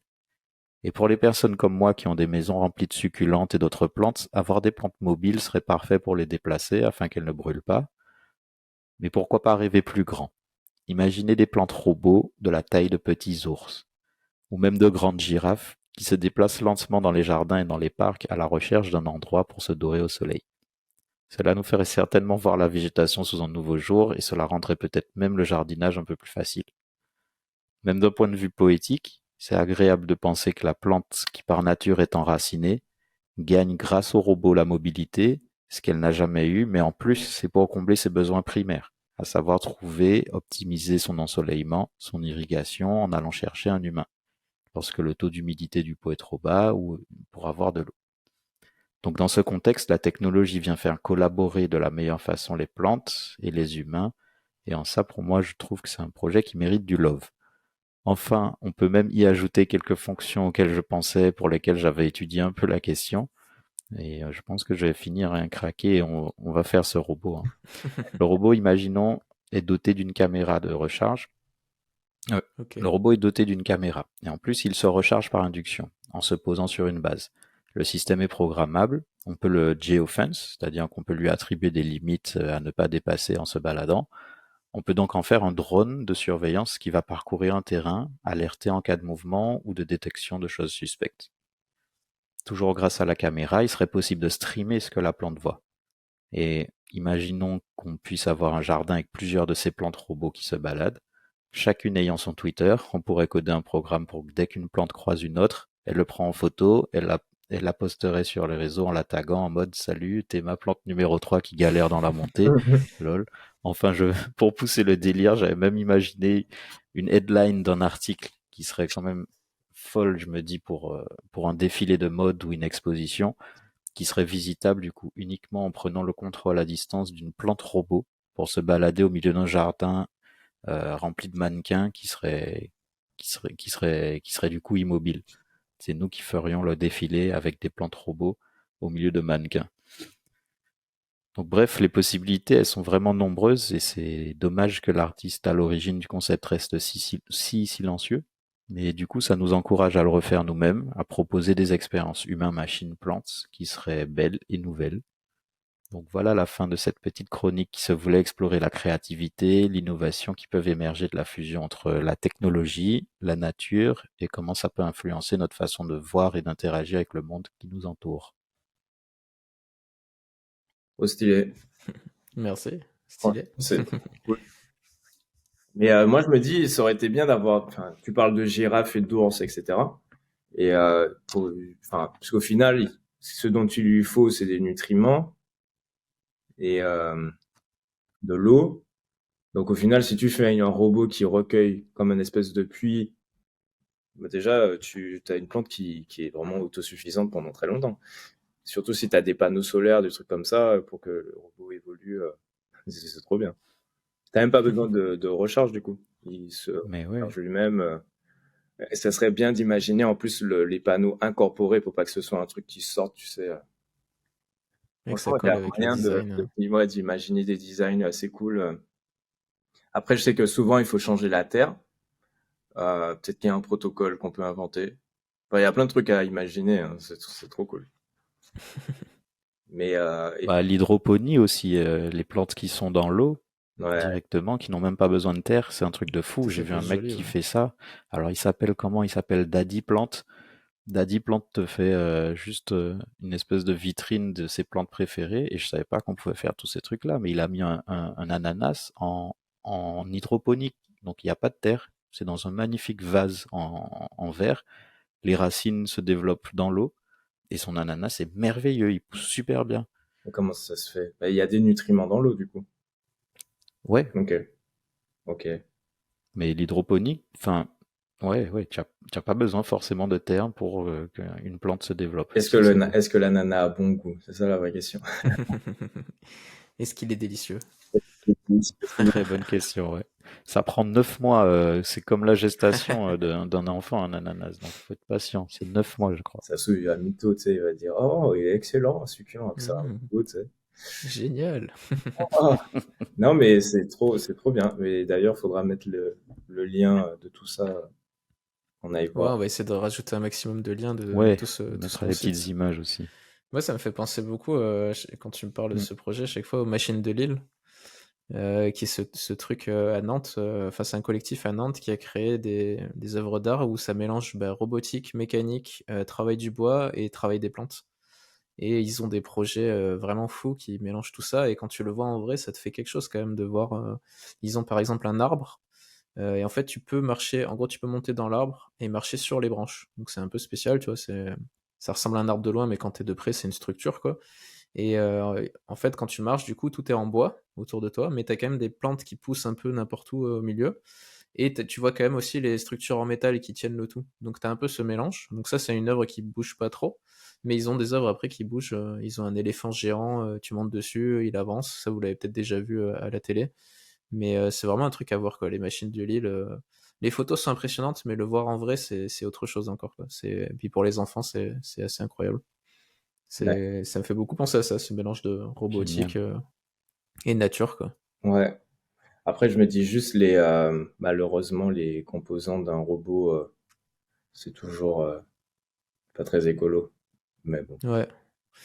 Ouais, je sais pas à quel niveau ça se situe, mais là, c'est plus de la mécanique que de la robotique. Donc, Non, un c'est peu du le truc de métal, tu l'île, vois. oui, mais pour Ouais. enfin, le créateur chinois, là, Ouais. Ouais, c'est sûr, t'as plein d'électronique. Ah, clairement, ouais, ouais. C'est- de toute façon, Tu as de la puce, tu as du composant qui se raréfie et tout. hmm. Mais à l'inverse de ça, tu as des mecs qui, donc dans la logique des collapsologues, qui imaginent qu'un jour le monde tel qu'on le connaît va s'effondrer, qui ont imaginé un petit peu un OS, un système d'exploitation, qui puisse être booté à partir de pièces que tu pourrais assembler ici et là. Donc, tu as tout un espèce de guide papier qu'on te conseille d'imprimer et de garder chez toi. Ou si demain, il y a l'effondrement, tu pourras trouver tel composant dans une télécommande de télé. Ensuite, tel autre composant dans un fer à repasser. Et petit à petit, comme ça, tu peux assembler une première carte imprimée qui te permet de boot un premier ordinateur, qui te permet de boot un premier système qui est vraiment rudimentaire. Et à partir de ça, c'est que de la récup, entre guillemets. Si on prend les principes de Collapse OS sans être effondré, on peut peut-être imaginer faire un robot de récup. Et ça, ce serait vraiment, vraiment ouf de imaginer vraiment une base où on n'a rien inventé, on n'a que Ouais. récupéré pour créer Il ce y a robot. quelqu'un qui Je a déjà trouverais ça essayé de suivre le encore plus protocole simple. ou pas? Ah ouais, t'as une grosse communauté autour de ça. Collapse OS, je sais plus, ça fait longtemps que je suis pas allé voir. Dernière fois que j'étais allé voir, t'avais des gros commits, et donc ils utilisent GitHub forcément, mais à chaque fois les gars ils téléchargent en local la dernière version et t'avais une grosse communauté quand même, hein. Ça parlait en milliers Ça quoi. Et fait du coup, l'idée, c'est juste Enfin d'avoir grosse, un, c'est c'est juste d'avoir un relatif, ordi mais au il y a des cas où il y a milliers la de fin gars. du monde, t'as ton ordi, c'est ça? C'est quoi l'idée? Parce que C'est ça. on a des OS, enfin, tu vois, si t'as un ordi, t'as encore ton OS, quoi. Je sais pas. C'est un peu étonnant. À C'est moins que ça te serve, tu vois, je sais pas, à trianguler un signal pour savoir Mm. où il y a à manger, je vois pas trop. Ouais, j'avoue. C'est pour jouer. Pour Ah, il écouter faudra de la faire musique, tu sais, des juste pour avoir ta des petits MP3. hotspots Wi-Fi. C'est juste pour avoir accès à Netflix encore, tu vois. C'est la fin du monde, mais au moins, C'est hein. clair. Au moins, on est bien, on se met bien. Non, mais après, ça passe par des petits plaisirs comme ça, je veux dire. C'est marrant, quand même. Bah ouais, Ah, mais merci moi, pour j'ai ta toujours eu chronique. ça en tête depuis des années. Si demain il n'y a plus Internet, moi j'ai tout. D'ailleurs, quand j'ai une coupure, je prends un peu de temps à voir. Parce C'est ça, que notre côté enfin collectionneur, ouais, ça. tous mes films, tous les trucs sont hébergés en local. Toutes les chansons, enfin toutes mes images, tout est hébergé en local. Donc j'ai juste un réseau Wi-Fi qui reste là. Pas besoin que ce Wi-Fi soit relié à Internet. Et du coup, tu peux continuer à profiter. Par contre, il faut de l'électricité, quoi. Ouais. Et ça, le solaire, ça peut jouer. Il y a de plus en plus de stages survivalistes, en plus, en ce moment. Avec tout ce qu'on regarde à la télé. Tu m'étonnes. Ouais, bah après, avec toutes les actualités aussi, Ah ouais. t'y penses un peu de temps en temps quand même, hein. Là, quand il y a eu les annonces concernant l'énergie, où ils disaient à tout le monde, voilà, il y aura peut-être pas d'énergie et tout, tu te dis, ah ouais, quand même, si on passe un hiver sans chauffage, je sais pas comment on va faire, tu vois. Enfin, surtout quand t'as des enfants et tout, tu te dis, j'ai pas trop envie qu'il ait froid, tu vois. Ouais, normal. Et du coup, c'est vrai que ça a mis un peu tout le monde sur le sujet de se C'est dire, chaud. est-ce que je mettrais pas des panneaux solaires, est-ce que je fais pas de la récupération d'eau, enfin, je sais pas, tu vois, tu commences à réfléchir à ça. Et du coup, on y va dans le survivalisme. Est-ce que tu connais Richard, je sais que Vincent il connaît, c'est lui qui m'en a parlé, le dark side des survivalistes. En fait, t'as des survivalistes et t'as des gars, leur idée, c'est de se dire, bon, nous, on n'a pas besoin d'apprendre Les tous Dark les... Preppers. C'est des dark preppers, voilà. On n'a pas besoin d'apprendre toutes ces techniques de merde, parce que nous, le jour où il y a un problème, ce qu'on va faire, c'est qu'on va aller péter la gueule aux survivalistes et on va leur prendre tout leur matos, tu vois. Et en gros, leur truc, c'est de commencer à chercher les adresses, Ils tu vois, s'organisent. des Non! survivalistes, et se dire, putain, là, il y en a, là, il y en a. Ils les listent. Ouais, Ils ont la liste, tu vois. Et du coup, l'idée, c'est sinon on a un problème, on va aller voir eux et on leur prend tout leur matos et leur Limite, technique et tout, c'est tu vois. réglé, quoi. Comme dans Walking C'est Dead. énorme. Je trouve que le concept est génial, quoi. Voilà. C'est la stratégie. Après, il faut quand même C'est dégueulasse. utiliser et comment, parce que Et- survivaliste, t'as quand même la chasse, t'as quand même des notions pour écorcher les animaux, pour faire des vêtements, pour le potager, Ouais, comment tu t'en il y a de occupes. la connaissance, hein. Donc les gars, à part piller et récupérer et ensuite passer un autre Clairement. survivaliste, c'est Non, non, mais ils s'éduquent. Le pire, c'est qu'ils s'éduquent. ah ouais, ok. Et c'est fou parce que dans leur liste, à un moment, tu vois, dans le number one et tout, donc pareil, c'est localisé, hein, il y a des cellules un petit peu partout, mais celui qu'on suivait dans le reportage, c'est un mec qui te dit, nous, on a notre liste, et là, tu as un couple de meufs qui ont monté leur ferme, et le truc, c'est qu'elles ont leur chaîne YouTube et elles sont trop mignonnes. Franchement, elles t'apprennent tout, comment elles font, machin, la récupération, le potager, le truc est propre, le truc tourne rond. Ah ben, elles étaient en number one sur la liste. Ils ont dit, on leur tombe dessus, il y a telle organisation, on peut faire vivre jusqu'à 30 personnes avec leur exploitation, donc vas-y, les 30 premiers, ils y sont. Oh là là, C'est terrible. c'est chaud. Bah du coup, ça fait comme dans The Last of Us où t'es obligé de te protéger, quoi. t'es obligé de Clairement. Ouais. mettre en place un système de sécurité létal pour pas qu'on te vole ton bien, Costaud. finalement. Waouh! Non, je connaissais pas. Ouais, tu peux te préparer comme tu veux. Ouais, Il est génial ce concept. ça fait make sense, en fait. Il y a des gens, ils prennent de toute façon, l'humain est fait pour trouver des raccourcis. Donc, yes. Andy, tu nous fais la chronique? Ouais, Ah oui. ça marche. Time for the second topic, and it's a long one. Pop culture analysis and paralysis presented by Andy. Bah, c'est parti. Je vais vous parler pour cette première chronique. Je vais beaucoup aborder mon expérience personnelle et je vais essayer de glisser pas mal de recommandations et de trucs à chercher sur Internet. Donc, il y aura un petit travail à faire après si ça vous a intéressé. Mais voilà, en tout cas, ma première recommandation, c'est d'avoir une super maman. Alors, je sais pas si c'est votre cas, mais moi, ma mère, elle m'a initié en fait à pas mal de choses. Et il y a un truc où je la remercie encore, c'est elle m'a initié beaucoup à l'analyse et la symbolique, au non-dit, tu vois, aux choses comme ça, notamment dans les œuvres d'art. Donc que ce soit pour une musique, que ce soit pour un dessin animé ou même un rêve, elle me demandait souvent alors qu'est-ce que t'as ressenti, qu'est-ce que t'en as pensé, d'après toi qu'est-ce que ça veut dire, qu'est-ce que ça représente.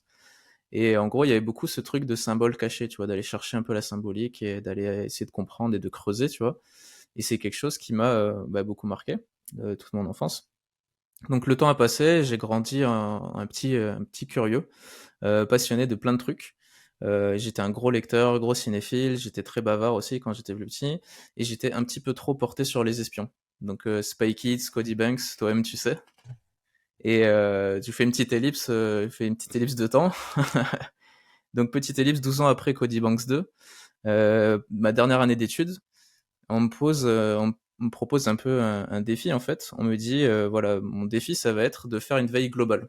Ça va être de m'intéresser à un peu tout et de pouvoir parler un peu de tous les sujets. Donc il y avait cette idée, il faut que tu puisses être à l'aise sur plein de sujets, que tu puisses parler de plein de sujets du moment, plein de domaines.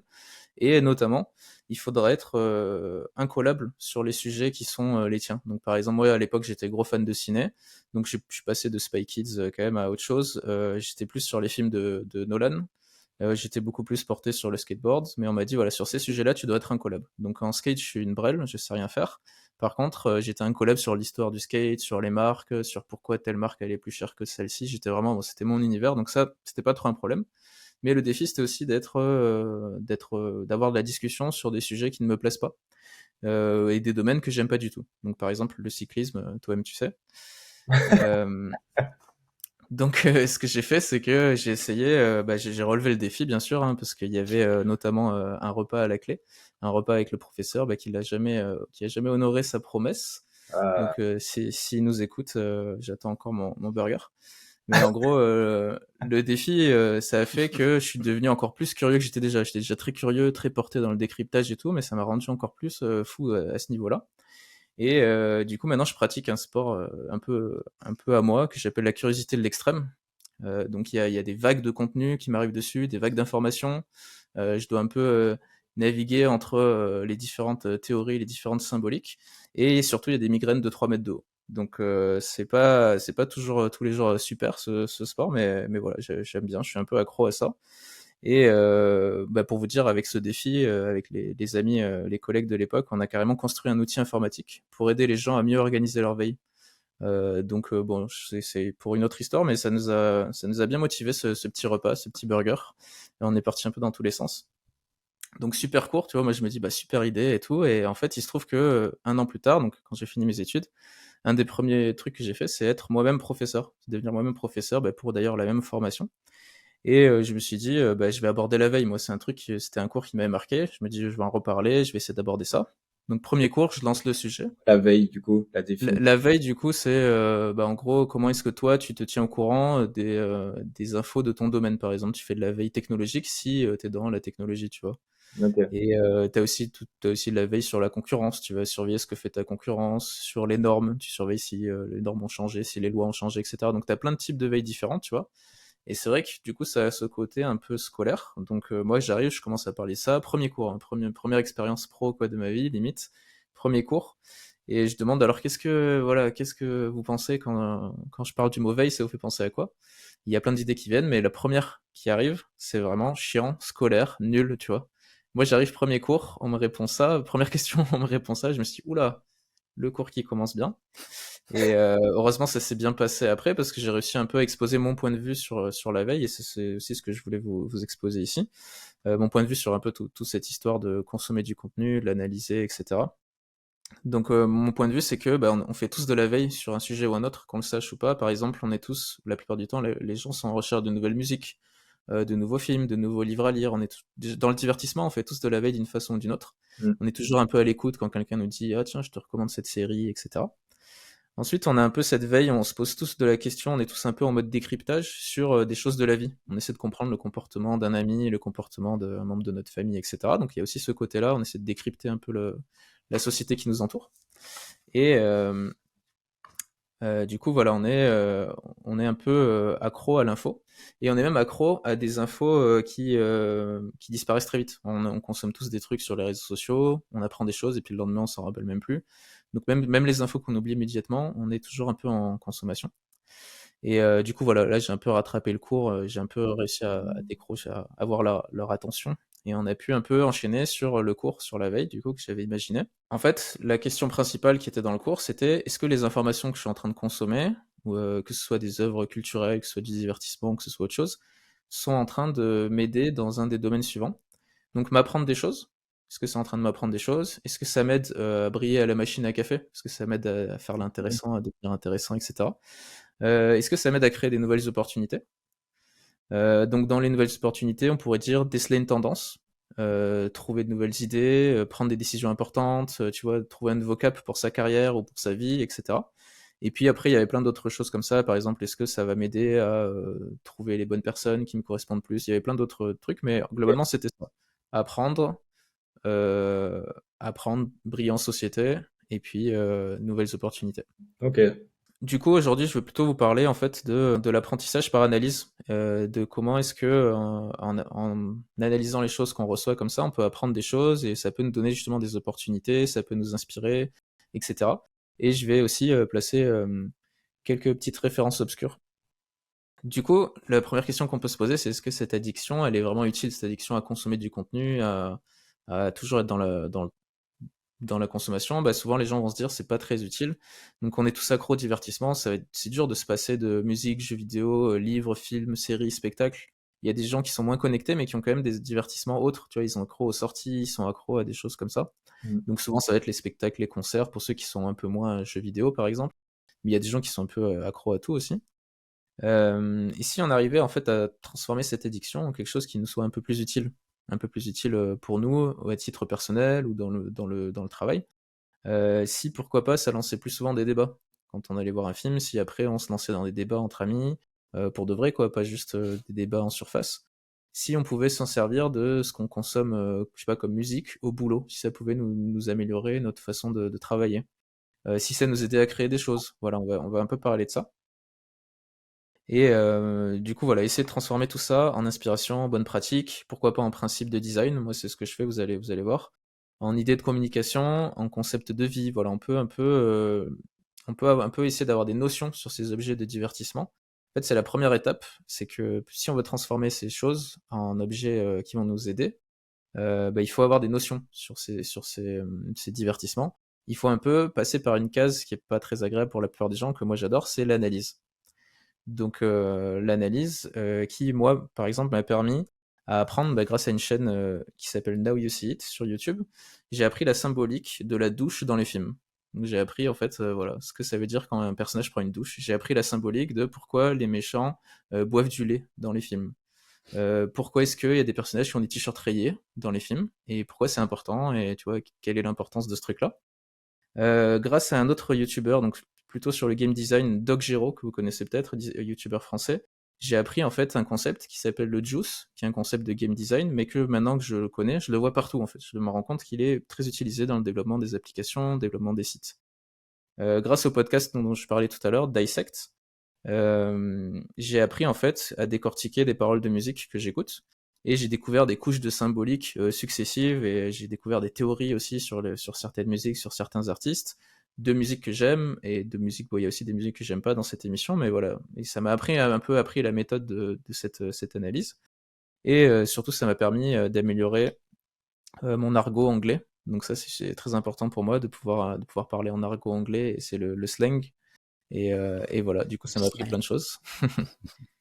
Ça m'a appris à jurer en anglais, comme il faut. Un petit dernier exemple que je vous donne, maintenant, donc grâce à toutes ces chaînes YouTube, à tous ces contenus qui sont plus dans l'analyse que dans le divertissement, même si ils arrivent à rendre leurs vidéos intéressantes, hein, c'est plus de l'analyse. Bah, j'ai aussi appris à analyser si dans un film un personnage était bien iconisé. Donc ça, je pense que Richard, tu connais bien. Mais pour moi, c'était une nouveauté, quoi. Et j'ai aussi appris à analyser dès la première scène d'un film, à savoir si le film était plutôt bien ou pas, quoi. Si ça sentait plutôt le chef-d'œuvre ou si ça sentait plutôt mauvais, alors que c'est que la première scène. Du coup, voilà. Je dirais merci à Every Frame Painting, qui est une chaîne YouTube qui a existé pendant des années, mais qui est plus très active. Mais en gros, c'est une chaîne qui, je vous promets, peut vous transformer en réalisateur en quelques heures, en fait. Parce que vraiment, on apprend plein de choses sur les films et sur comment ils sont réalisés. Et c'est un super bon début, quoi. Et puis, c'est du contenu gratuit en ligne, hein, donc pourquoi s'en passer? Et là, souvent, quand j'explique aux gens tout ça, quand j'explique aux gens que je suis dans l'analyse et que j'ai appris plein de choses, on me dit que je tue le plaisir. C'est un peu la critique qui revient souvent, c'est ah mais là si t'es toujours dans l'analyse, tu tues le plaisir. Si tu passes ton temps à réfléchir au cadrage, à la symbolique, à la colorimétrie, à comment c'est filmé, etc. Bah dans un film par exemple, t'es pas assez dans le ressenti, mais tu profites pas assez en fait du truc. C'est ce qu'on me reproche. Et en fait, bah, je suis pas du tout d'accord. Moi je trouve que ça rajoute une couche de plaisir supplémentaire. Exact. Quand c'est bien fait surtout. Ouais. Quand les œuvres sont bien faites, ouais, ça rajoute du plaisir supplémentaire, ça décuple le plaisir pour moi, je trouve, quand on a un peu des notions comme ça. Et pour ça, je voulais vous donner un exemple. Imaginez une musique qui vous passionne en ce moment. Vous avez une musique en ce moment, voilà, c'est la vôtre. Essayez d'aller chercher les paroles sur le site genius.com. Donc c'est le site qui donne des paroles, mais sur lesquelles vous avez aussi des explications supplémentaires qui sont rajoutées par des fans. Ils vont surligner des passages et rajouter des explications. Et des fois, c'est même les auteurs de la musique eux-mêmes, donc les artistes et les chanteurs, qui viennent eux mettre leurs explications à eux, donc qui viennent valider les explications d'autres personnes. En fait, donc si vous faites cette expérience, vous allez tomber, il y a quatre, en gros, il y a quatre possibilités. Soit les paroles sont vraiment nulles à chier, vous allez être déçu, vous allez dire ah, j'aurais bien fait de jamais regarder les paroles. Soit ça va être juste sympa, sans plus, voilà, un peu confirmer le truc, mais pas non plus incroyable. Soit ça va être incroyable, et là vous allez vous régaler à lire les théories et les explications, ça va décupler le plaisir, comme on disait tout à l'heure, pour la musique de Childish Gambino. Soit, dernier truc, vous allez tomber sur une page vide, il n'y a pas les paroles, il n'y a pas d'explication, ou alors il y a les paroles mais il n'y a pas d'explication, ou alors il y a des explications qui sont mauvaises, qui correspondent pas à votre ressenti à vous. Ouais. Et là, vous allez être un peu envahi de l'envie de compléter en fait. L'envie d'aller dire non mais il a pas compris, c'est ça qu'il fallait dire à cet endroit-là. Ça m'étonne que personne ait relevé cette référence ou cette signification. Et vous allez devenir vous-même un utilisateur parce que on se rend compte que quand on aime vraiment un truc, on a envie aussi de participer à ce que les autres le comprennent et à ce que les autres l'apprécient, quoi. Donc dans le même style, je vous conseille les making-of, par exemple. Quand vous avez un truc que vous aimez, regardez les making-of, les interviews des créateurs. C'est un peu une mine d'or pour approfondir vous-même votre amour pour les œuvres que vous aimez. Ouais. Ce qui est film, je vous conseille un peu les 4 mots clés que moi j'utilise souvent. Je tape le nom du film et ensuite analyse ou critique ou explication ou bien théorie. Et là avec ce quatuor, on se régale en fait, on apprend plein de choses. Allez, un petit dernier pour le jeu vidéo, je vous conseille Fin du Game, qui en fait vont décrypter pourquoi le jeu est intéressant, pourquoi est-ce qu'il a marché, sans forcément vous dire que le jeu est bien ou pas bien. L'important c'est vraiment le décryptage en fait. C'est ça qui est cool. Donc voilà, vous avez compris, pour moi, on pose pas son cerveau devant une œuvre. Ces gens, ils disent souvent ça, qu'ils aimeraient bien aller poser leur cerveau, etc. Je pense qu'au contraire, l'œuvre, elle est là un peu pour vous stimuler. Et moi, de mon côté, enfin, j'adore quand justement on est en ébullition comme ça de théories, qu'on part dans tous les sens. Donc c'est sûr que la complexité, c'est un peu un aimant de passionné. C'est un peu un truc de geek, on adore partir dans les théories et tout, mais je pense que tout le monde peut y prendre goût. Pour moi, ce qui est génial, c'est de pouvoir conscientiser, c'est pouvoir comprendre pourquoi est-ce que quand on est devant le film If I Stay, par exemple, référence obscure, pourquoi est-ce qu'on lâche une petite larme? Pourquoi est-ce que quand on regarde It Follows, film d'horreur, on se chie dessus, vraiment? Et comprendre aussi pourquoi la Casa des Papel, ça marche plus du tout en fait. Celle-là, elle est pas très obscure cette référence-là. Mais en gros, ce que je veux dire, c'est ça, c'est que comprendre les mécaniques des œuvres et des trucs qu'on consomme, c'est passionnant de comprendre les mécaniques, comment est-ce qu'elles influent sur nous. et on devient un peu une éponge à savoir d'un monde qu'on connaissait pas avant. Et D'un du coup, coup, on se dit, si on est fan de la Casa del Papel, ça dit quelque chose ou pas du coup? C'est une autre sûrement, analyse à faire. ça dépend de la saison, je pense, mais je pense qu'il y a moyen d'analyser ça, quoi. Ouais. Et en gros, je trouve qu'il y a un peu ce truc où on te sort un peu de ton monde quand on te dit que la plupart des œuvres de ton enfance, elles répondent au code du héros aux mille visages. Donc c'est ce schéma narratif qui fait que en fait toutes les œuvres se ressemblent et correspondent à la même structure. Donc il y a ça, le héros aux mille visages, c'est quoi le cliché qu'il y a dans plein de films qui s'appelle Born Sexy Yesterday? C'est quoi le MacGuffin, tu vois? Pourquoi est-ce que la minimap, ça fait débat dans les jeux vidéo? Ça veut dire quoi un rap sans barre? Euh, Pourquoi sur les affiches de films, les noms des acteurs sont pas dans le même ordre que leurs photos en dessous? Pourquoi ils ont pas juste aligné les noms et les acteurs comme la logique le voudrait? Et en fait, ce que j'essaie de vous dire par là, avec toutes ces petites questions, c'est Non. que l'analyse en soi, c'est un truc de fou. L'analyse en soi, c'est un plaisir absolu, on découvre plein de choses, on part dans tous les sens. Mais là, ce qu'on disait au début, c'est qu'on va essayer d'aller plus loin, en fait. On va essayer de sortir un peu de ce trou de geek qui est l'analyse. Donc c'est un trou de geek que je vous conseille, hein, vraiment, vous allez vous régaler. On va essayer de voir en fait comment on peut aller plus loin. Donc je vous fais une petite liste d'abord des découvertes, en fait, encore une fois, hein, des découvertes, mais qui cette fois-ci sont avec un peu plus de recul. Je me suis rendu compte qu'il y a plein de trucs qu'on voit dans des analyses qui sont les mêmes. Donc moi, c'est les mêmes dans les jeux vidéo, les films et la musique. Il y a des concepts que j'ai découverts qui s'appliquent partout. Alors je suppose que ça s'applique aussi par exemple aux livres, etc. Mais c'est un peu moins mon domaine. Donc dans ces trois domaines, il y a des concepts qui moi m'ont bien plu et qui se retrouvent en fait. Donc par exemple, on a la reconnaissance de patterns. Donc le fait que par exemple dans un jeu vidéo, on se rend compte que le méchant il fait toujours les mêmes gestes. Du coup, on reconnaît un peu son pattern et ses habitudes et on va pouvoir taper au bon moment. En gros, c'est ça. Mais dans la musique, on a aussi cette idée qu'il y a des signatures musicales qui vont revenir. Donc en fait, on se dit, bah ça c'est le refrain, ça c'est tel passage, etc. Du coup, notre oreille est habituée, notre cerveau a l'impression qu'il devine la suite de la musique. Sauf qu'à un moment, paf, le petit drop où vous avez un truc qui était pas prévu en fait. Et là, c'est là où vous kiffez, c'est que ton cerveau il s'est habitué à un truc et d'un coup, c'est pas le même truc. Et là, on est surpris et c'est ça qui est cool. Donc c'est vraiment la reconnaissance de pattern. Mais on a plein d'autres concepts comme ça. On a le fameux setup payoff, donc le fusil de Chekhov, où en fait il y a un petit truc discret, caché, qu'on n'a pas forcément vu, qui aura une importance plus tard, ou qui aura un effet comique, ou voilà. Un truc où on est sûr que vous l'avez vu, mais voilà. On sait pas encore à quoi ça va servir. On a par exemple l'importance du rythme. Donc en jeu vidéo on appelle ça le pacing, c'est l'importance du rythme, d'instaurer des phases de jeu. Donc par exemple dans un jeu il y a des phases où on fait une tâche répétitive, il y a des phases stressantes de combat, et il y a des moments calmes, et puis ça recommence. En fait, et dans les films c'est pareil, il y a je sais pas, les scènes un peu nulles, des scènes d'action, il y a des climax, enfin il y a tout le rythme qui est très travaillé quoi. Et un petit dernier que j'aime beaucoup moi, c'est le foreshadowing. Donc en français on appelle ça la préfiguration. C'est quand un thème il est abordé en sous-main au début d'une œuvre ou à un moment d'une œuvre et qui reviendra plus tard, qui sera important plus tard. Donc par exemple, petit exemple que moi j'aime bien, un film commence avec le personnage principal qui sort la tête de l'eau, il est dans sa baignoire, vous savez, il prend le bain avec la tête sous la baignoire, il sort de l'eau, et voilà, le film commence. Début classique hein, de film. Sauf qu'en fait, on se rend compte vers le milieu du film ou vers la fin du film qu'en fait, ça préfigurait déjà qu'il va se passer un truc avec l'eau. Et que par exemple, il va risquer d'être noyé dans une baignoire un peu plus tard. Ok. Ou qu'il va noyer, ou des choses comme ça. Il y a un peu cette idée de. Le thème était déjà un peu abordé sans que vous le sachiez encore que c'était important, quoi. Et puis, mais bien sûr, il y a plein d'autres choses. La naissance de Dark Vador, elle illustre bien ce que tu dis. Ouais. Quand on voit le thème, et ça se fait à travers la musique et à travers des thèmes sombres et tout, qui commencent à apparaître tout au long de la transformation d'Anakin, on va dire, c'est trop sympa à voir quand tu le sais après. Ouais, c'est ça. Quand on le revoit, c'est encore mieux. Je suis en train de me dire, attends, pourquoi? Même depuis la menace fantôme, du coup, ou bien un peu plus après? Pour la menace fantôme. Ouais, tu vois des thèmes arriver. Ah ouais? Ok. Et ça se fait beaucoup à travers la musique, je trouve. Quand tu vois la fin, quand tu les revois, tu captes ça. Mais sur le coup, c'est très subtil. Alright. Du coup, voilà, c'était quelques petits exemples, mais pour moi, le plus important, ça va être comment on utilise ces trucs-là. Tu vois, maintenant que je vous ai dit qu'il y a des patterns, qu'il y a des choses comme ça, comment tu les utilises. En fait, on pourrait l'utiliser de plein de façons différentes, ces connaissances-là.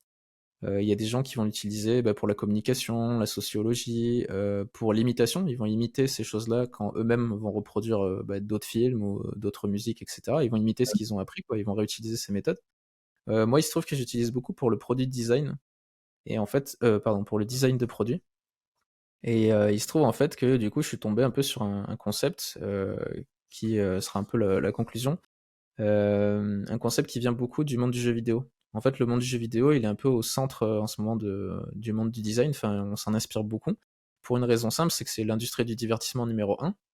Donc, il a surpassé la musique, il a surpassé le cinéma, et je crois même qu'il a surpassé dans certains pays les deux réunis. Donc, c'est vraiment un truc de fou, quoi, le jeu vidéo.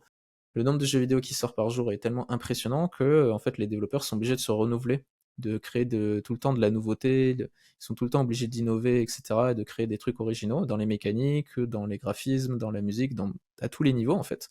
Et du coup, c'est une source d'inspiration qui est un peu inépuisable pour d'autres gens, notamment pour les gens qui font du design, puisque je sais pas si vous vous rendez compte de la prouesse d'un jeu vidéo, mais en fait, on arrive à être accro à des choses qui qui ont très peu d'intérêt, sauf un peu de se divertir, mais qui ont pas forcément d'intérêt. On va, je sais pas, faire des jeux de simulation de poids lourds, on va gagner de l'argent virtuel, il y a plein de choses comme ça. Il y a des jeux de déménagement qui existent. Il y a plein de il y a plein de joueurs qui eux-mêmes considèrent que leur jeu, c'est un travail après le travail, quoi. Ok. J'ai des amis là qui jouent à un jeu où ils doivent construire une usine ou un truc comme ça, j'ai pas tout compris. Mais en gros, pour eux, c'est vas-y, on va à l'usine, quoi. Après le boulot, on se met sur l'ordi et on va à l'usine parce que faut continuer, faut qu'on avance, tu vois, sur notre projet. Alors que c'est un projet voilà, qui est virtuel. Donc il y a un peu ce côté, le travail après le travail. Maintenant, imaginez si on arrivait à convertir ces mécaniques-là et que par exemple vous donnez envie à un enfant d'apprendre des choses autant qu'il a envie de jouer à Fortnite. Vous Ouais. donnez envie à un employé l'envie de bosser autant qu'il a envie de lancer sa prochaine partie de Candy Crush. Il y a un peu cette idée-là, si on arrive à comprendre pourquoi les gens ont envie de ça, est-ce qu'on pourrait pas les prendre et s'en servir autrement? Donc tout ça, ça s'appelle la gamification. En fait, c'est un concept qui a pris un peu cher ces dernières années. Il est assez décrié, mais en fait, c'est l'idée de s'inspirer, de copier ou d'adapter des principes de jeux vidéo et de les adapter à d'autres choses. Donc des entreprises, des projets, des événements, etc. Même des façons même le développement personnel s'inspire beaucoup aussi de ça. Petit exemple, LinkedIn qui vous affiche une barre de progression quand vous vous inscrivez pour en fait, vous convaincre de donner plus d'infos, pour avoir la barre qui monte en mode expert absolu. Ok, Il vous donne ouais. des outils et voilà, ça marche super bien. Et ça marche même sur des gens qui n'ont jamais joué à des jeux vidéo. C'est ça qui est cool aussi, c'est que c'est des mécaniques qui sont des mécaniques humaines. Donc c'est pour ça que je vous parlais de human design. Et c'est ça un peu la révélation. C'est que en fait, on va toujours appuyer sur des choses qui sont liées en fait au fonctionnement humain de base, en fait, au fonctionnement humain normal. Donc typiquement, vous voyez plein d'animations partout dans vos applications parce que le cerveau il aime beaucoup ça. Vous avez juste fait un clic et en échange vous avez 3-4 animations. Typiquement, vous ouvrez une notification, vous avez plein de cœurs qui vous sautent à la tête parce qu'il y a des gens qui ont mis j'aime sur un truc, je sais pas. En fait, le cerveau, il adore ça. Il a fait un clic et en échange, il a plein d'informations. Et du coup, c'est ça le juice dont je parlais plus tard. C'est ça ce phénomène de juice. Et voilà, j'avais placé un petit fusil de Chekhov à cet endroit-là. Je vous conseille de vous renseigner aussi sur le game design, puisque comme on parle de gamification, le game design, c'est quelque chose de très lié. Et du coup, il y a un YouTuber qui s'appelle Mark Brown, qui est un peu le pape de l'analyse du game design. Vraiment, tout le monde s'inspire de ce qu'il fait. Quand il sort une vidéo, ça circule même chez les éditeurs de jeux vidéo. Et moi, j'étais aussi marqué par un livre d'un monsieur qui s'appelle Yu Kai-Chu, qui lui, il a inventé en fait une sorte de système pour mieux comprendre les jeux. Et son système, on peut le réutiliser ensuite pour faire autre chose, pour par exemple développer un produit ou pour améliorer, je sais pas, une campagne marketing ou des choses comme ça. Donc son système, il a un nom dégueulasse, ça s'appelle l'Octalysis Framework. Et en fait, c'est tellement pas beau son nom que petit à petit dans le livre, on se rend compte qu'il essaie de remplacer et de parler du coup de human design. Ok. En disant que voilà, les livres, les jeux, les films, la musique, le divertissement, tout ça, c'est du human design, puisqu'on appuie sur des cordes sensibles et naturelles chez l'homme, et on les rend accros en fait par plein de petites mécaniques, par plein de petites choses. Et du coup, je vous en donne quelques-unes. Donc on est tous accros à l'imprévisibilité. Typiquement, les machines à sous, c'est ça qui nous rend accros, c'est qu'on sait pas ce qui va arriver. On est tous curieux à un certain niveau, on a tous peur de la punition, d'une forme de punition. On a tous un attrait plus ou moins pour la rareté. On a des besoins de possession. On a une envie de s'améliorer. La plupart du temps, les gens ont une envie de s'améliorer. On a tous une quête de sens, besoin d'accomplissement, et on a, malgré nous, une influence sociale. On subit l'influence sociale et on en a une aussi. Du coup, sur ces 8 axes différents, en fait, il a placé tous les jeux qu'il connaît sur ces 8 axes en disant, bah là, et voilà, dans ce jeu multijoueur, on insiste sur l'influence sociale. Et il s'est rendu compte, par exemple, que Facebook aussi, ils utilisent une mécanique qui est très similaire d'influence sociale pour que vous ayez envie de rester sur Facebook ou d'inviter des amis ou des choses comme ça. En gros, il fait une sorte de comparaison entre les jeux et des trucs de la vraie vie. Le jeu, c'est quoi? C'est les Sims? Non, le jeu, bah, il prenait un jeu multijoueur lambda, mais franchement, ça vaudrait le coup de trouver les jeux qui correspondent à chaque fois. Mais en gros, lui, c'est vraiment l'idée, c'était d'analyser les mécaniques et se rendre compte quand ces mécaniques sont utilisées ailleurs. Et du coup, ce qui est marrant, c'est que dans ces analyses, on parle de trucs très sérieux, de stratégie d'entreprise, et d'un coup, il dit bah là, là, clairement, il y a un booster, là, il y a un power-up. Là, je vois qu'il y a une arène. Tu vois, il mélange un peu les deux concepts. Donc, quand on connaît les deux univers, c'est vachement intéressant à regarder. Mais ça rend l'analyse Voilà. plus ludique aussi. Ouais, ça rend l'analyse plus sympa et c'est vrai que si tu connais, si t'es un peu gamer, tu connais un peu des mécaniques, même sans être gamer, si tu connais des mécaniques, bah tu te rends plus compte où est-ce que tu peux les mettre, tu vois, comment tu peux les placer, à quoi ça peut te servir. Donc il y a des parallèles, il y a des exemples dans son livre qui sont assez intéressants. Donc par exemple aux États-Unis, il parle d'un radar qui, au lieu de jouer seulement sur la peur de prendre une amende, il joue aussi sur un peu ce que je disais tout à l'heure, le côté imprévisible, parce qu'il y a une chance sur je sais pas combien, il y a une possibilité de recevoir de l'argent quand tu passes à la bonne vitesse. Donc bien sûr c'est l'argent qui vient de ceux qui sont passés trop vite, mais en gros à la place de jouer juste sur la peur, il joue sur 2 axes. Donc d'un coup ça devient un produit plus intéressant. Et en fait, quand tu commences à multiplier les différents axes, ça devient aussi cool, même si dans le livre, il parle bien des axes il y a des axes qui sont plus dangereux que d'autres pour l'esprit humain, quoi. Tout à l'heure, je vous parlais des Genius, des sites de parole. Bah, c'est vrai que eux, en fait, comme Wikipédia, leur axe principal, c'est la quête de sens. Pardon, c'est la quête qu'on s'est un peu imposée. Donc là, c'est la quête de, il faut que je sauve cette musique. C'est ouf que personne connaisse cette musique. Il faut que j'aille mettre les paroles. C'est ouf que personne ait la ref. Il faut que j'aille la mettre. Ok. Wikipédia, c'est pareil. Il faut sauver la culture. Donc les gens, gratuitement, sur leur temps libre, comme un jeu, quoi, ils vont aller rajouter des infos sur telle personne sur Wikipédia parce que pour eux, c'est important. Lego, par exemple, il est bien sûr comparé à Minecraft pour le côté super pouvoir. Donc on te donne des Lego, tu donnes des Lego à un enfant, il fait plein de trucs différents, c'est des pouvoirs, des nouveaux pouvoirs. Minecraft c'est un peu pareil, on peut tout faire. Par contre Lego dans la vraie vie du coup, ils ont rajouté aussi l'axe de la rareté. Ils créent une fausse rareté où tous les 6 mois ils enlèvent leur catalogue, ils en ont un nouveau. Du coup les collectionneurs là ils prennent cher parce que bah, ils ont envie d'avoir chaque année le nouveau train Lego, le nouveau Faucon Millennium, etc. Donc ils jouent sur ces 2 axes. L'axe de la rareté est très à la mode en ce moment, avec tous ces trucs de chaussures où on va faire que 200 paires, etc. Ouais. Il y a un peu on en abuse un peu de cet axe en ce moment. D'ailleurs, il est dans les axes dangereux. Il y a un peu une différenciation entre les différents axes. Donc c'est l'analyse des produits de divertissement, ça va être quelque chose qui va vous mettre à la croisée entre la créativité, le commerce et l'être humain. Donc comprendre un peu mieux les humains et les comportements, des choses qu'on a d'habitude plutôt du mal à comprendre. Donc ça va vous aider à mieux se connaître, à trouver des nouvelles idées, à s'inspirer des autres, à retrouver aussi des choses qui se font plus du tout. Des fois, vous tombez sur une vieille œuvre et vous vous rendez compte qu'il y a une mécanique qui est plus du tout appliquée, qui est plus du tout utilisée. Donc ça, c'est assez intéressant. Donc pour moi, ce serait dommage un peu de passer à côté de ce côté analyse, alors que c'est devant nos yeux en permanence, tout le temps. Je vous conseille de vous questionner sur ce que vous consommez. Moi, je me suis dit, du coup, en écrivant cette chronique, que maintenant, quand mon fils va me raconter des choses comme des rêves ou des choses comme ça, bah, je vais le questionner moi aussi comme ma mère l'a fait sur son ressenti, sur un peu la symbolique. Je vais essayer de lui transmettre ça. Et surtout, je vais lui demander si, d'après lui, la musique qu'il a entendue dans son rêve, elle était plutôt intradigétique ou pas.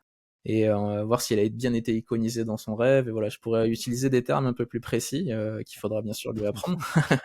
Mais voilà, il y a un peu ce délire-là de maintenant que j'ai cette connaissance qui est très, c'est pas non plus, je suis pas un expert, mais maintenant que j'ai un peu des termes de base et des connaissances de base, je peux aussi les transmettre et potentiellement aider les gens à mieux se rendre compte des choses comme ça.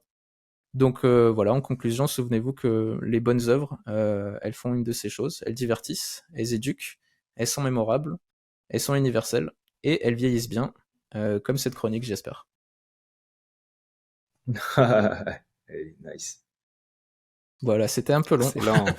Je sais pas en combien de temps je l'ai fait, Merci. mais c'était un peu long. Ah, c'est très intéressant. Très cool. Ouais, grave. Du coup, est-ce qu'on passe directement à la tienne? Ouais, Ou non, mais vous avez d'abord des questions sur la gamification? Ouais, si vous avez des questions, allez-y, hein. J'ai laissé plein de des petits trucs en suspens. non, je trouve ça plutôt cool. Après, c'est vrai qu'on Il aurait pu faudra que rentrer dans le détail, tu quoi. nous partages l'Octalysis. Ouais, c'est ça. Ouais, ouais, carrément. Ça, c'est un truc qui, moi, m'a beaucoup marqué. Partage-nous l'Octalysis. Moi, tu me l'avais montré, c'est passionnant. C'est passionnant de voir le nombre de trucs qui, rien qu'en lisant le truc, tu fais déjà l'exercice naturel de te mettre un petit peu dans une des cases ou de voir un peu. Ça touche même des biais qu'on peut avoir hein, individuellement ou même collectivement. C'est une super roue d'analyse des comportements en fait. En tout cas, moi, je Ouais. sais que je suis très sensible au truc de la rareté, que j'ai un biais de collectionneur et tout ça, et ça me permet ben, soit de bien comprendre un petit peu comment activer ces paramètres-là, ou soit comment m'en prémunir. Donc, c'est vraiment un exercice que je conseille à tout le monde. Ouais. C'est bien que tu Bien. parles de biais parce que pour le coup, moi, c'est ce dont j'allais parler. Et Vas-y. ça, pour le Yes. coup, la mienne, elle sera un peu plus courte. The third theme is now on the table. How we react to biases. Presented by the mighty Richard. Je fais du développement personnel et bon, je consulte, etc. Et j'ai une prise en charge qui s'appelle TCC, donc c'est les troubles cognitivo-comportementaux. Et du coup, tu as une analyse de ta psyché, de tes comportements. Tu as 18 points et en fonction des 18 points, on peut qualifier de biais. Voilà, donc c'est des axes. En fonction du pourcentage que tu as, donc plus c'est haut, plus c'est compliqué, plus c'est bas, plus tu es à l'aise avec ces différents biais en fait. Donc tu as pour exemple l'abondance, la carence affective, la peur de l'échec, la peur de la punition, les exigences élevées, enfin il y en a 18 comme ça. Et ce que j'ai trouvé intéressant, c'est surtout comment se manifestaient les biais. Et c'est quelque chose dont on parle pas énormément. Et du coup, je vais le partager avec vous parce que je trouve ça très intéressant. Un biais se manifeste de 3 manières différentes. Soit dans la passivité, l'acceptation, soit dans l'évitement, ou soit dans la confrontation. Dit comme ça, on se dit, OK, bon, et on va prendre l'exemple du biais de l'échec. Quand on a le biais de l'échec, par exemple, donc c'est la peur d'échouer, de ne pas être à la hauteur, de ne pas répondre favorablement aux attentes qu'on a de nous, de la société ou de soi-même. Du coup, sur ce biais de l'échec, si on est dans la passivité, on va mettre en place de manière inconsciente du sabotage. On va faire en sorte de ne pas réussir. On va se conforter dans l'idée qu'on est un échec, qu'on va échouer et qu'on échoue. Donc, on met en place des mécanismes inconscients pour répondre à ce biais-là. Donc, ça, c'est la passivité et l'acceptation. Donc, on part du principe qu'on va tout échouer. Si on parle d'évitement, là, le biais va se manifester d'une autre manière, c'est-à-dire que demain matin, vous avez une promotion. Si vous avez le biais de l'échec, très naturellement, vous allez le refuser. Parce qu'en fait, très naturellement, pour éviter l'échec, eh ben, on se met pas en danger, on reste dans la zone de confort, on fait ce qu'on a l'habitude de faire et se mettre en danger, c'est partir à l'inconnu et donc du coup, c'est potentiellement prendre le risque d'échouer. Donc ça, c'est l'évitement. Et si jamais on est dans la confrontation, ce qui est moins évident à appréhender, je trouve, et c'est pour ça qu'il y a plein de gens qui ont des biais, ils s'en rendent pas compte, parce que souvent, il y en a beaucoup qui sont dans la confrontation, c'est prendre l'opposé en fait du biais. C'est-à-dire que la personne qui a un biais de l'échec et qui est dans la confrontation va tout faire pour ne pas échouer, pour prouver qu'elle n'échoue pas. Et c'est quelqu'un qui va tout baliser, tout contrôler, tout appréhender, faire 3 fois plus, se donner à 200% et qui est dans l'exagération en fait. Mais par contre, si jamais l'échec arrive, c'est 3 fois plus fort que les 2 précédents. Ouais, la douleur est beaucoup plus forte. La douleur est beaucoup plus forte parce qu'en fait, ça fait un peu l'effet de l'élastique. On tire, on tire, on tire, on tire, on tire. Et c'est des personnes, par exemple, qui sont dans la surperformance, parce que justement, l'échec n'est pas envisageable. Alors que l'échec, c'est quelque chose qui est nécessaire. C'est parce on a des échecs qu'on s'améliore. C'est parce qu'on a des échecs qu'on se remet en question. C'est parce qu'on a des échecs qu'on apprend. Donc c'est un biais qui est bon. Ouais, c'est un lieu d'apprentissage. L'échec, Ouais, c'est le meilleur c'est apprentissage. En vrai, il faut tous qu'on échoue. Au contraire, il faut qu'on soit avide d'échecs. Et malheureusement, c'est quelque chose qui n'est pas forcément mis en avant Ouais. dans nos sociétés. On fait en sorte de dire aux enfants, si tu as une mauvaise note, c'est pas bien. Alors qu'en fait, à part mettre une pression, c'est pas positif. On échoue et c'est parce qu'on a échoué qu'on peut s'améliorer et qu'on peut justement mettre le doigt là où ça va pas. Et plus vite on est habitué à l'échec, plus vite on peut s'en remettre et plus vite on peut évoluer. Donc au contraire, aller à l'échec, c'est bien, c'est plutôt cool. C'est bien Donc de... c'est une sorte de C'est peur de en la fait. simulation, oui. C'est une sorte Faut en de peur. profiter. Le biais de l'échec, c'est une peur et t'as différentes façons d'affronter cette peur, quoi. Ouais, c'est ça. Et du coup, qu'est-ce que ça résonne en toi? Qu'est-ce que ça... Enfin, bon, après, les niveaux des biais, c'est personnel, hein. Il y a des gens, quand ils ont échoué, on les a rabaissés, on les a humiliés. Il y a des personnes qui ont été punies, il y a des personnes qui ont été... Donc bon, il y a plein de raisons d'avoir la peur de l'échec. Mais dans l'absolu, échouer, c'est une bonne chose. Sauf que bon, on en fait plus souvent que rarement, on le présente comme quelque chose de négatif. Et Donc, t'as d'autres exemples de biais du coup? bah, l'attachement, par exemple, la peur de l'abandon. Si on peut prendre cet exemple-là. La peur de l'abandon, c'est partir du principe que les gens qu'on aime nous quitteront parce qu'on n'est pas assez, parce qu'on ne suffit pas, parce qu'on n'est pas on estime qu'on n'est pas à la hauteur et du coup on ne mérite pas l'amour qu'on nous donne. Donc c'est des personnes qui vivent très très mal le rejet. Pour un exemple typique, cette personne, tu travailles, elle te pose une question, tu réponds pas, bon, pour elle tu l'abandonnes, alors qu'en fait juste t'es occupé. C'est des personnes Ouais. qui ont des problèmes d'attachement. Euh, Ouais.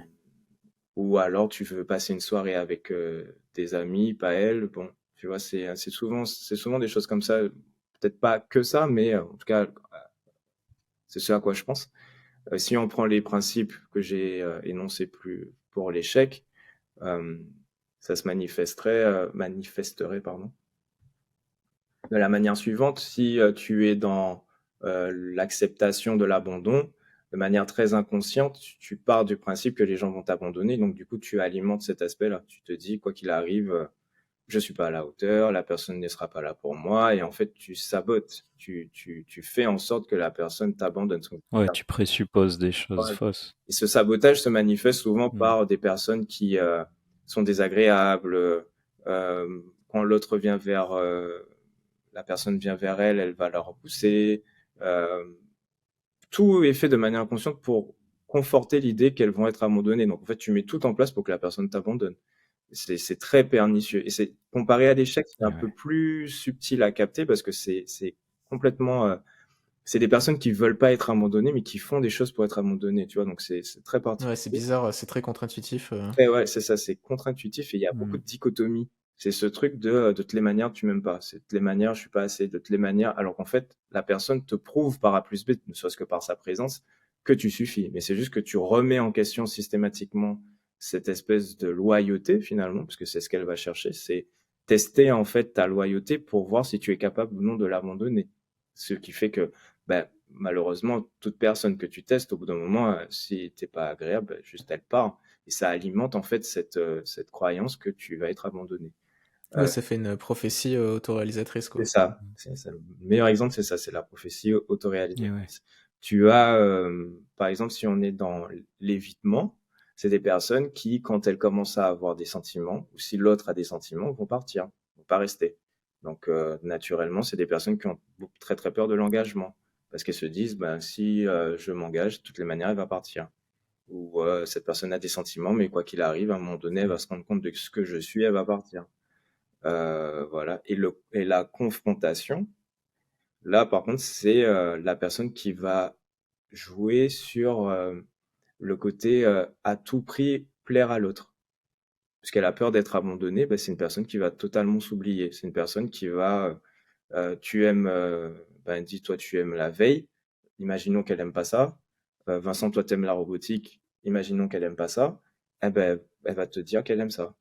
Parce qu'elle veut pas aller à l'encontre de quelque chose qui pourrait la mettre à l'encontre du fait d'être appréciée, d'être Ouais, acceptée, c'est une de sorte de prendre peur de la le bulle. risque de ne pas être gardée parce que, imaginons que ce soit rédhibitoire pour toi, quelqu'un qui n'aime pas la robotique, bon, c'est pas extrême, tu vois. Mais la veille, c'est des personnes qui se disent, de toutes les façons, si jamais j'exprime qui je suis, potentiellement, il va m'abandonner. Donc, c'est des personnes qui vont être à se plier en quatre, à s'oublier, à faire tout, en fait, tout pour l'autre. Et ouais, c'est dans la souffrance après. C'est ça. C'est des personnes qui vont jamais dire ce qu'elles pensent. C'est des personnes qui vont prendre sur elles tout le temps, qui vont. C'est contre-intuitif avec le côté de l'ordre de la confrontation, tu vois, parce que tu t'attends à quelque chose qui clash, alors qu'en fait, là où ça clash, c'est Et ouais. l'acceptation. Et là, donc la manière où en fait ils acceptent qu'ils vont être abandonnés, donc ils rentrent dans du conflit, donc du sabotage. Et la personne qui, elle, est dans la confrontation, elle va se confronter avec elle-même finalement. C'est des gens qui vont s'oublier. Il y a rien de pire que de s'oublier dans une relation parce que du coup, c'est pas épanouissant. Mais c'est marrant de voir que tu vois en fonction des différents Ouais, en thèmes, fonction du biais. ça s'exprime pas de la même manière. Mais une fois qu'on a ces connaissances, Ah ouais. Ouais, moi j'aime bien cette idée de compensation. Je pense qu'il y a plein de trucs où on compense à mort, quoi, sans s'en rendre compte. Inconsciemment, on sait qu'on n'est pas, je sais pas, qu'on n'est pas doué dans tel truc ou que ça, d'habitude, on rate. Alors du coup, on va compenser et en fait, on va en faire trop, quoi.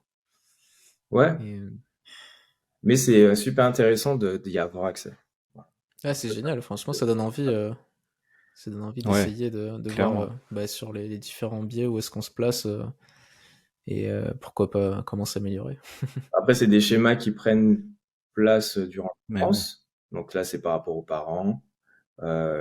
Et l'adolescence aussi. On n'y pense pas beaucoup, mais l'adolescence, c'est ce moment-là où on s'affranchit en fait du joug parental et on commence à s'individualiser.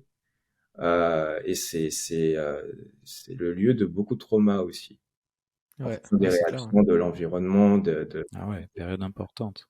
voilà, c'est ça, des amis, de la famille aussi.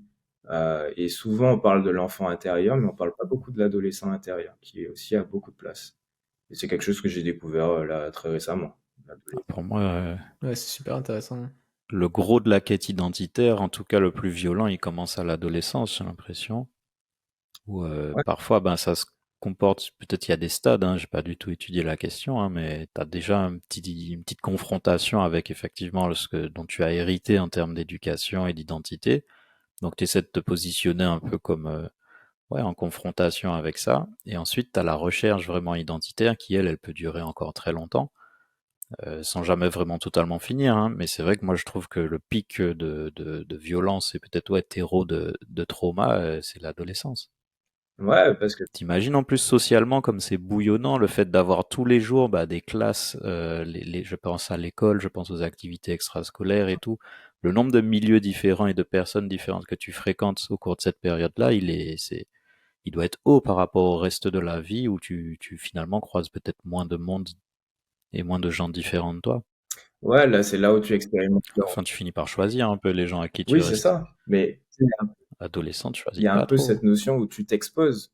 Là où, quand tu es dans le cocon familial, tu montres un peu qui tu es, mais tu es plus dans la gimmick. Tu imites, tu fais comme papa, comme maman, tu as ta personnalité, Ouais, mais tu es encadré.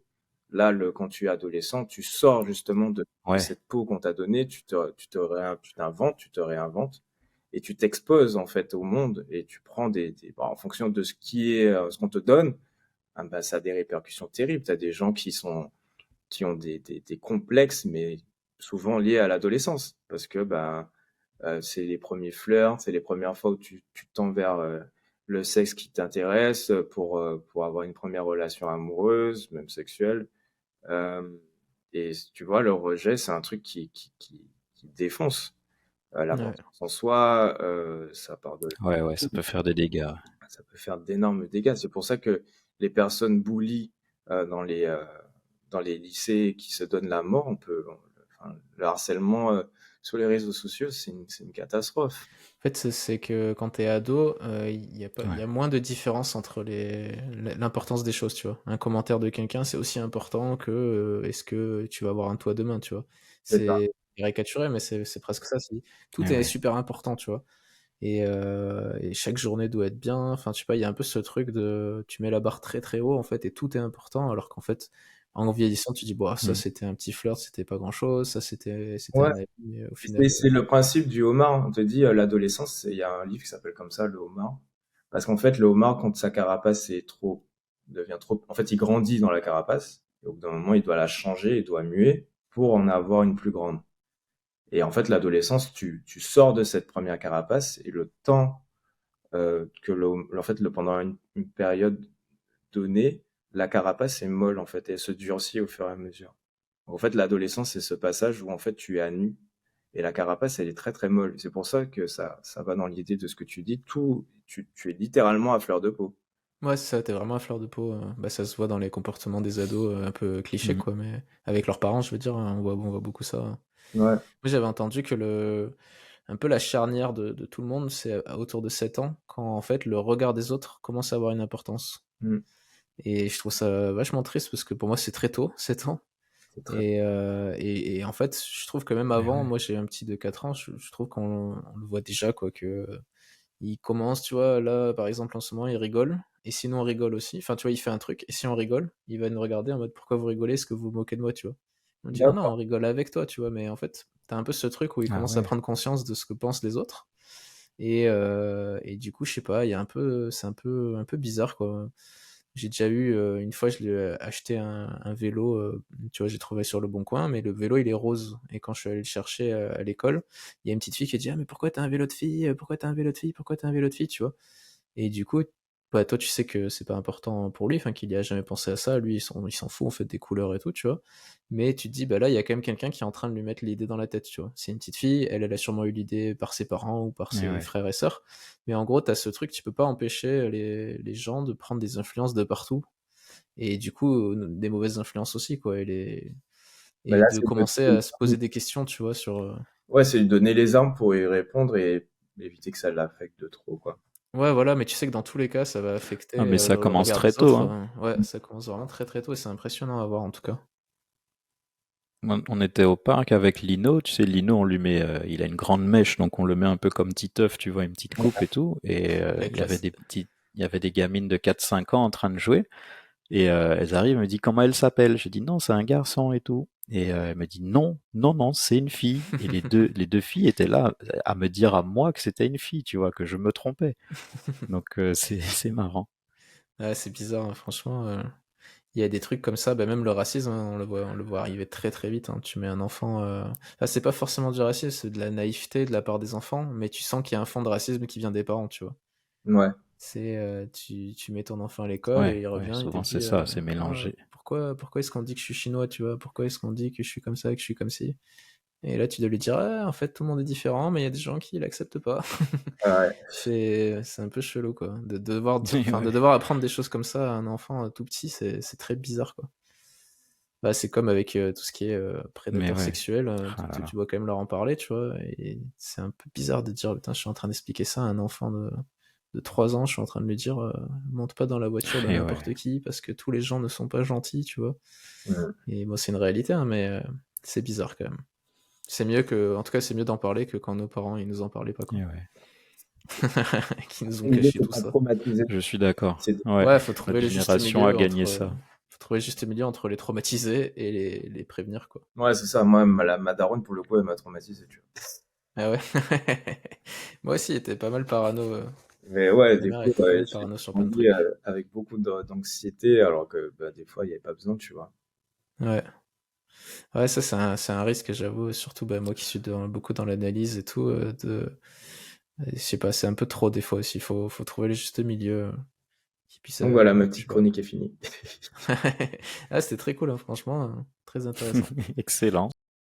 It's now the time for recommendations. Bah, alors, du coup, est-ce que vous avez des recommandations? Ouais. Ben, du coup, ça rejoint un petit peu tout ce qu'on a abordé. Moi, j'ai envie de vous recommander l'album de Childish Gambino, Because the Internet. C'est sorti en 2013, mais prenez-vous le vinyle, faites-vous plaisir avec le screenplay, avec le script, vous lisez tout. C'est sur un enfant qui est le fils de Rick Ross, tout un univers imaginaire qui est sublissime. Allez-y. Ouais, et puis oubliez pas l'analyse qui va avec, Dissect, le podcast qui dissèque du coup cet album et qui prend un morceau égale un épisode. En gros, chaque morceau, ça va être 20 minutes d'épisode, voire plus, pour décrypter le truc, et c'est un plaisir aussi. C'est tout en anglais, mais c'est le podcast, il a gagné 3 ou 4 fois d'affilée le prix du meilleur podcast sur Apple, je crois, ou sur Spotify. Ouais. Mais c'est assez complémentaire et c'est vraiment très cool. Il a Lourd. fait aussi d'autres artistes, hein, mais sur celui-là, c'est fou. Il a même fait des vidéos YouTube pour aller avec. Il y a des cartes en ligne pour voir les différentes théories. Enfin, c'est un truc de fou. Moi, je voulais vous conseiller. Lourd. Enfin, c'est juste une petite recommandation. En fait, en ce moment, je fais plaisir à beaucoup de gens avec cette recommandation. En fait, je leur dis, bah, voilà, si vous êtes abonné Netflix, donc beaucoup de gens sont abonnés, bah, il se trouve que vous avez accès à des jeux vidéo, donc ça fait un moment qu'ils font ça. Tu as accès à des jeux gratuits en passant par ton compte Netflix. Sauf que les jeux, jusque-là, ils étaient un peu pourraves. C'était des vieux jeux un peu mobiles à l'ancienne.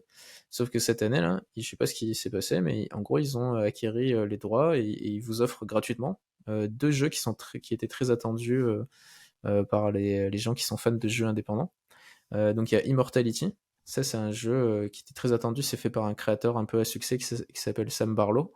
Et c'est un jeu interactif un peu bizarre où, en gros, je crois qu'il y a 4 films qui ont été tournés. Donc, c'est des films qui ont vraiment été tournés avec des scènes.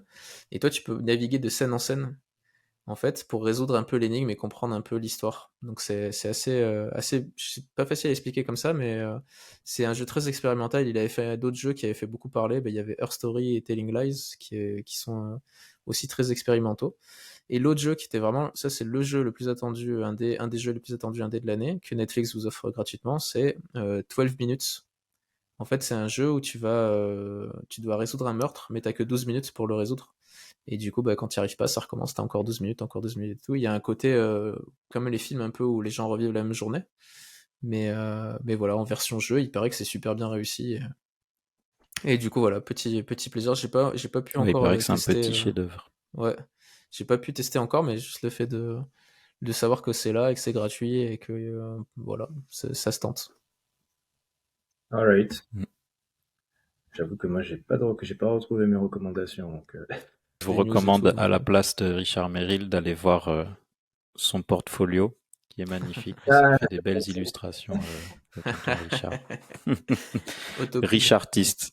Et bientôt son site web richartiste.net. il faut qu'on le sorte. Autopub, quoi. C'était les 3 petits pixels. Merci de votre attention. Bon, merci À beaucoup bientôt. d'avoir écouté cet épisode numéro 1 des 3 petits pixels. On a été un peu long, on essaiera de faire plus court la prochaine fois et à bientôt. Et j'espère que ça vous a plu. On espère, ouais.